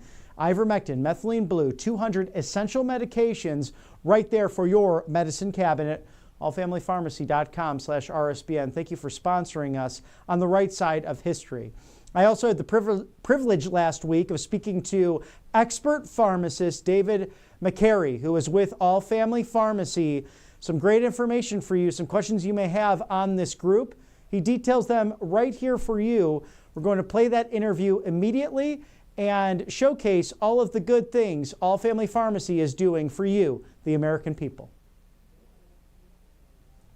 We are joined by All Family Pharmacy pharmacist David McCary. Welcome to the show, sir. Can you start by telling us a bit about your background and how long you've been in the pharmaceutical field? Thank you, Robert, and thank you for having me here today. I've been a pharmacist for almost 40 years here in Florida, practicing from all different aspects of the profession, from big box chain pharmacy, independent pharmacy, hospital pharmacy, and of course, independent private practice and specialty as well. And I'm also affiliated with the past president and board chairman of the Florida Pharmacy Association, as well as the Palm Beach County Pharmacy Association. So your expertise has led you really through the changes of the medical industry in our country, and I'm sure globally as well. In your experience, what makes working with All Family Pharmacy such a wonderful company that is really beholden to those who are in need of this access to life-saving medications? Great question, and I'm excited to be able to share that with you and the viewers. The pharmacy, all family pharmacy, is extremely unique in that we're able to bring back the practice of pharmacy, practice of medication, the dispensing to help the patients get what they really need and to help have a better general wellness and being in treatment of any issues, conditions, therapies that they may need to desire. We're also unique in the sense of that we're not limited and restricted to certain procedures or protocols that have to be followed. We're allowed to do a little bit more, the traditional pharmacy of practice, if you will, and that allows us, I think, a much better success rate than previous years. And break that down for us, that personal approach versus, say, a big chain pharmacy, and where that has changed over the course of the last several decades. Basically, it means giving people real choices. We're not here to do any change the normal procedures for physicians to diagnose and to treat, but we're here to assist with some of the other ideas and concepts of the practicing to contribute to that and collaborate with them. We work with all licensed and registered physicians, and they have the medical freedom to share with the people and get informed consent. A lot of all the medications we do, obviously, are all safe. They have been, regular, normal procedures and everything through FDA approval. But we also know and realize that there's a lot of medications out there that what you call off-label use that has been done for years and years of practice that we seem right now to have a lot more advancement, but unfortunately there's a lot of hesitation out there. And we're here to educate and help share that with our physicians to our patients for the best successful treatment and therapy out there possible. And President Trump championed in his first term the right to try legislation, even executive orders, and really opened up that gateway to Americans taking control of their health care. How is All Family Pharmacy specifically doing that to give power into the hands of the consumer once again? Well, we're a huge advocate of MAHA, exactly what it states, make America healthy again. So years ago, everything seemed to be on the right track with the health system, being able to, get the best health care available. Unfortunately, over the past few years, it hasn't been so great with that, as we all know. So we're trying to go back and see what we can evaluate. We're not trying to reinvent the wheel. We realize that we had a lot of great success, but there's so much more.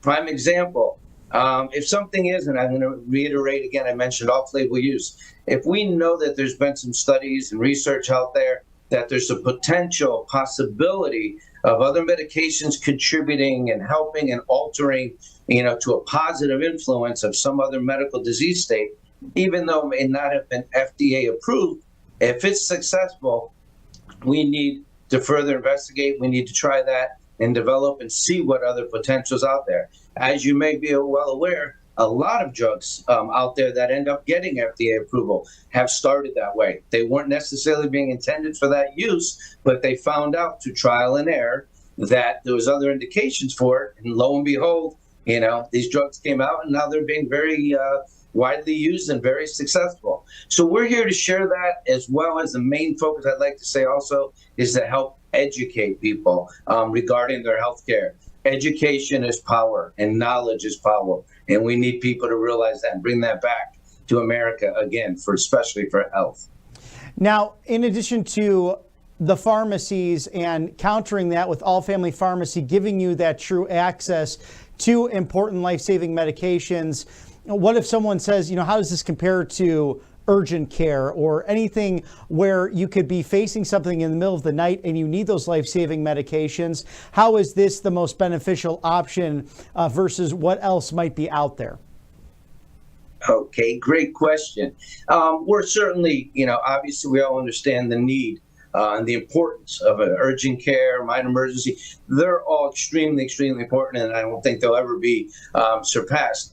But we're able to work with people on a long-term, regular basis. If they need a script and they're concerned about something, We can get it prepared for them. We have our physicians that are able to get the prescriptions for them. You're not sitting in a waiting room. You're not waiting for hours. Then, we don't have that medication. We have to order it. Could you come back in a couple of days? We're able to access all that. We have overnight delivery. We also show the importance of not necessarily waiting till that important time where you're really, really sick, a loved one is sick, and they need some. We want to also, the best thing, as the old saying is, to be prepared is so important. So we allow somebody to get the medications and keep them on hand, certain types of antibiotics and anti-inflammatories and antifungal, other things that are important to have, as well as other maintenance medications, but to have them available, to have them in stock. You're not worried about if you're going to run out. You're not worried when you go away on vacation. And as you well know, with all the natural disasters out there, God forbid something comes about and you don't realize that you're on your last couple of days of medicine, there's no power, there's no electricity, at least you're prepared. So at least, we have everything you can. You can order in a bulk quantity. You're not limited to the insurances restricting and putting, tying your hands, say, oh, you're only allowed a 30-day supply. We allow you to get, much more than that, whether it be a 6-month, whatever the doctor is okay with, for other medications, especially maintenance medications that most people will be on for the rest of their life. We're able to do that because we're not restricted, we're not limited, and our hands are not tied. And people just love that concept, to be in control and to have that freedom to be able to do that again. And you will need a prescription for most of these medications, correct?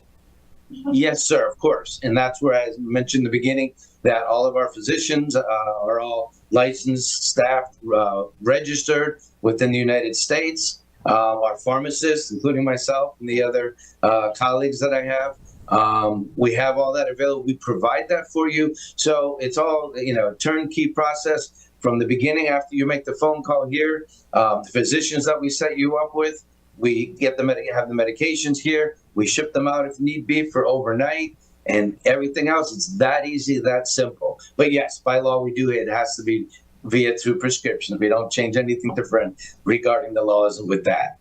And speak to us about ivermectin, hydrochloroquine, methylene blue, how these medications are very healthy and helpful for most Americans, but also why has some in the pharmaceutical industry turned their backs on these life-saving drugs?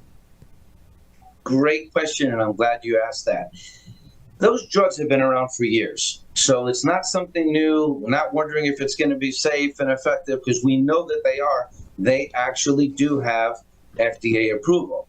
What we're trying to show, and to have the availability to our patients is that they're also used for other indications. Even though it may not have been FDA approved at this point thus far, it's still able to be used, and rightfully so, because physicians do have that legal right to use for off-label use, as long as it's under their supervision, to be able to try it for other treatments, other therapies. And we've had multiple patients using these medications for these off-label use with extreme, wonderful success. And that's why we just want to help educate, share that with our patients, to know that there is hope, there's other availability, and there's options available to our patients and other patients out there if they so desire and they feel that it fits their need.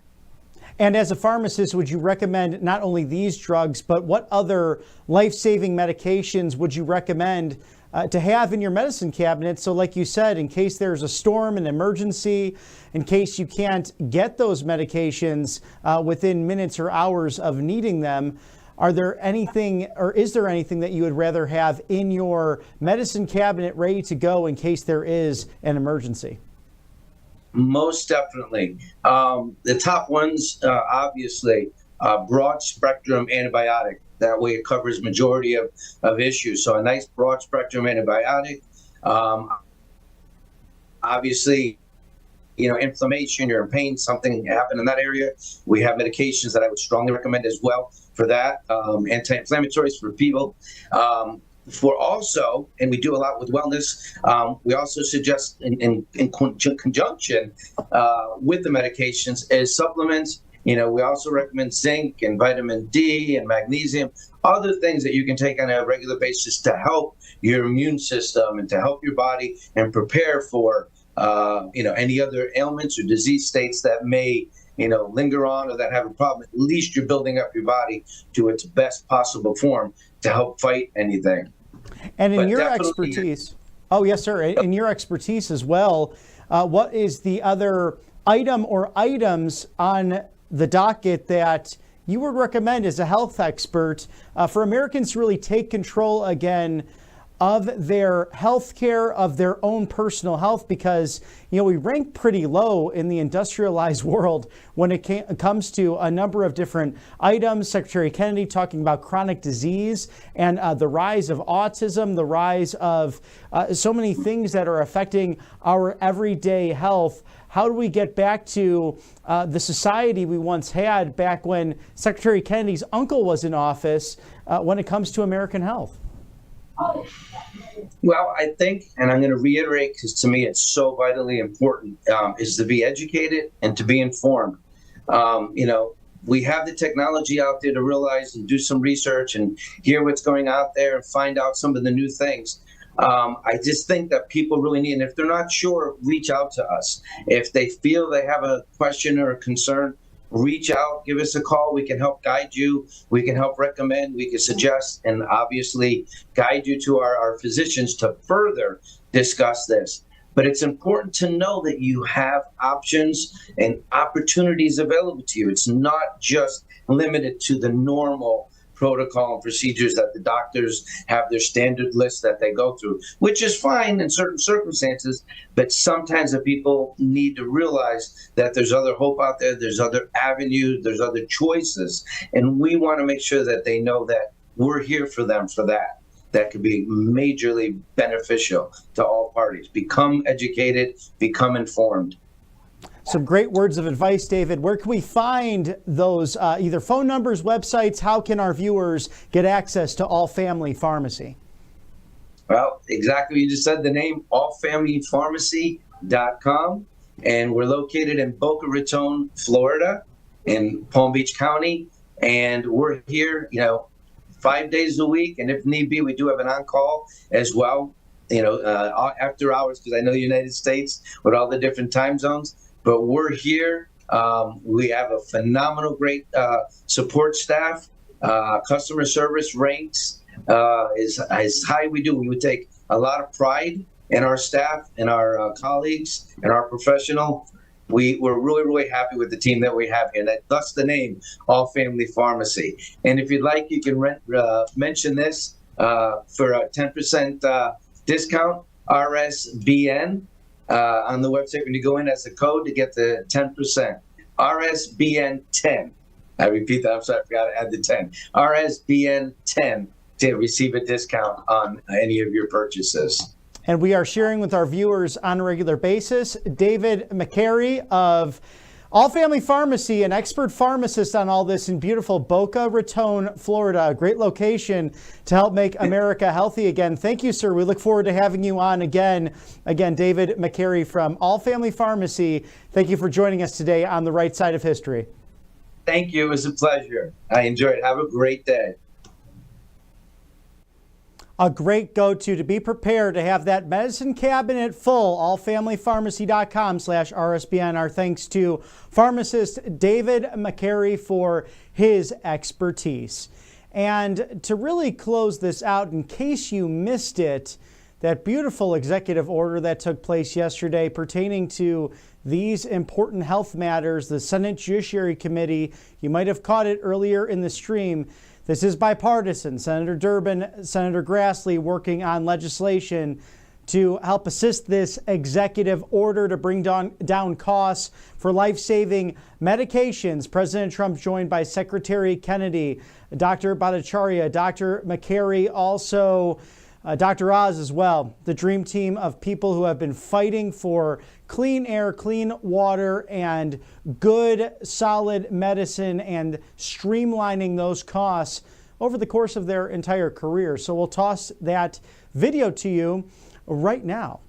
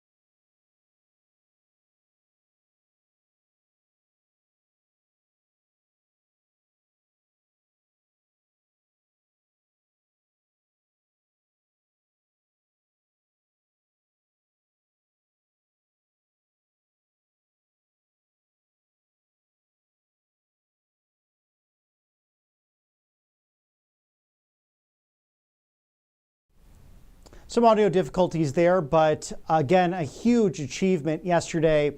As Secretary Kennedy said, most have made the promise to bring down lower costs on your prescriptions, including Bernie Sanders, the former predecessors to the presidency, the living former presidents. They failed at that because they always owed someone. They owed Big Pharma. They owed the lobbyists. President Trump doesn't owe anyone anything other than his gratefulness to God and his family for protecting him from someone trying to take his life by a would-be assassin's bullet, which was not successful. Thanks be to God for that. President Trump, though, really standing up to a powerful lobby in Washington, D.C.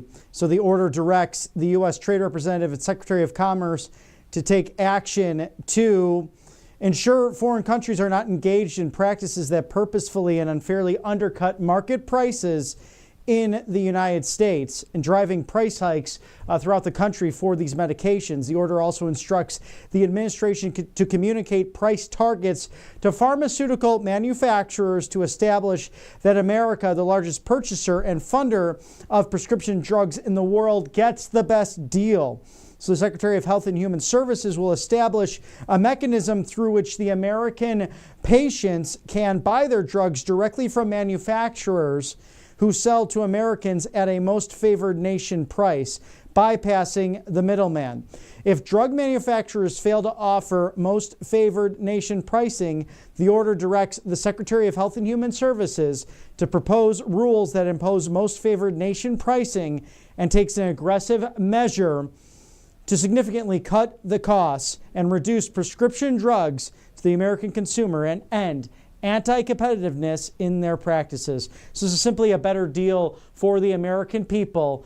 And what a way to mic drop before going on the Middle East trip to Saudi Arabia, Qatar tomorrow, and then to the United Arab Emirates, where there is gold, gold, gold, as we saw in that beautiful palace today with the Saudi Crown Prince and Prime Minister Mohammed bin Salman, who was just fantastically hospitable to President Trump, and also Secretary of State Marco Rubio, Secretary of Defense Pete Hegseth, and also other members of the cabinet and staff with President Trump, including Caroline Leavitt and Susie Wiles. Thank you to our sponsors at Right Side Broadcasting Network Live, Colonial Metals Group, freegoldguide.com/RSBN. Scan that QR code now to shield your savings.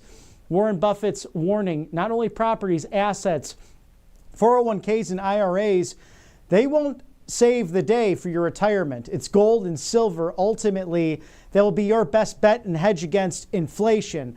And with China, even though that incredible negotiation taking place in Geneva, Switzerland, with Scott Bessent and Jameson Greer representing the United States against the Chinese Communist Party, they've continued their war games against Taiwan. They attempted to buy up prime farmland and were somewhat successful during the Otto Penn administration until President Trump and Republican governors stepped in. Also, remember that goofy balloon? That was a spy balloon that was flown over the United States. Otto Penn and his cabinet really failed America, and we are seeing the ramifications from that. But regardless of who's in charge and what government you live under, freegoldguide.com/RSBN, your great go-to guide for gold and silver, a must in today's economy. And great patriots like Judge Jeanine Pirro serving in the D.C. circuit under President Trump as the new interim U.S. attorney. She loves this group. So do I, and so does Right Side Broadcasting Network. So freegoldguide.com/RSBN. Paul Stone, the CEO, what a champ and a great guy to have on the network. He's detailed it countless times here. So again, freegoldguide.com. Scan that QR code now for all of the deals and why gold and silver can make a difference in your portfolio. Thank you as well to allfamilypharmacy.com/RSBN. It just so happens that you might need a medication and Big Pharma doesn't want you to have it, not because it's not in stock, but because it is just something they don't want you to have. That life-saving medication, whether it's ivermectin, methylene blue, 200 essential medications on the docket, also antibiotics. When others make it complicated, All Family Pharmacy protects you. They have all of these essential medications and are really selling this now for a great new deal. RSBN 10, that's RSBN 10% off, allfamilypharmacy.com/RSBN. Not to fear if a family member loses all that blood pressure medication and needs it in the middle of the night, or your son has a fever just down the hall from you and you can't get access to something much needed. Allfamilypharmacy.com/RSBN comes into play. They take care of it. You order online. Their doctors ship it to you even overnight, and your meds get shipped right to your door. Nice and easy. No insurance, no hassle, just peace of mind. Allfamilypharmacy.com/RSBN, your go-to, because being unprepared is not a good option. Being prepared is crucial in this day and age. So allfamilypharmacy.com/RSBN. You heard it here first. RSBN 10% off your next order. A great go-to. Thank you for sponsoring us on the right side of history. And President Trump is on a barn burner in the Middle East. He is enjoying a great new deal, $600 billion for the United States. It's exciting, a great future, a golden era for the Middle East, for the Gulf states, and for the United States of America. It felt like the first Trump rally in Saudi Arabia with the familiar music, the Air Force One theme, YMCA, and also Proud to be an American by none other than the country legend, Lee Greenwood, also a friend of our network here. At roughly 1 o'clock Eastern, the beautiful White House, 8 o'clock in the evening in Riyadh, Saudi Arabia, President Trump en route to Qatar very soon, and then to the UAE and perhaps Turkey later in the week to finally end this Russia-Ukrainian conflict as Putin and Zelensky come together to talk terms. Get all America First updates and exclusive offers at rsbnetwork.com/newsletter. And if you wish to donate to this citizen journalist outlet fighting for you, fighting for the truth, your go-to live network, text RSBN to 801-801 or go to rsbnetwork.com/donate. Everything is so good on the right side of history. We're optimistic. We're not flowery-eyed, though, like those hippies of old. We are in the real time. We see the world for what it is, but we also share the beauty of the gospel on this network and how people can work together. That's President Trump's mission, peace through strength, lowering costs for your prescriptions, making sure that dollar of yours is worth more and that you can keep more of your hard-earned money and have the freedom to do so, because he knows that you know better what to do with your finances, your health, and your family's future than a big, bloated federal government. A man on a mission seeking to reduce the $36 trillion of debt left by Otto Penn and the former presidents who truly failed this country, both Republican and Democrat. It's a new dawn, it's a new day, it's a new era in America. And again, it's America First on display in Riyadh, Saudi Arabia. Well, that is it for the morning/early afternoon. Always a joy to be with you. For all of my colleagues here on the right side of history, stay tuned. We'll be covering everything on this Middle East journey that President Trump is taking to make America great again and to secure the world against foreign adversaries like Iran. For all my colleagues at Right Side Broadcasting Network Live, I'm Robert McNeely. We'll see you very soon.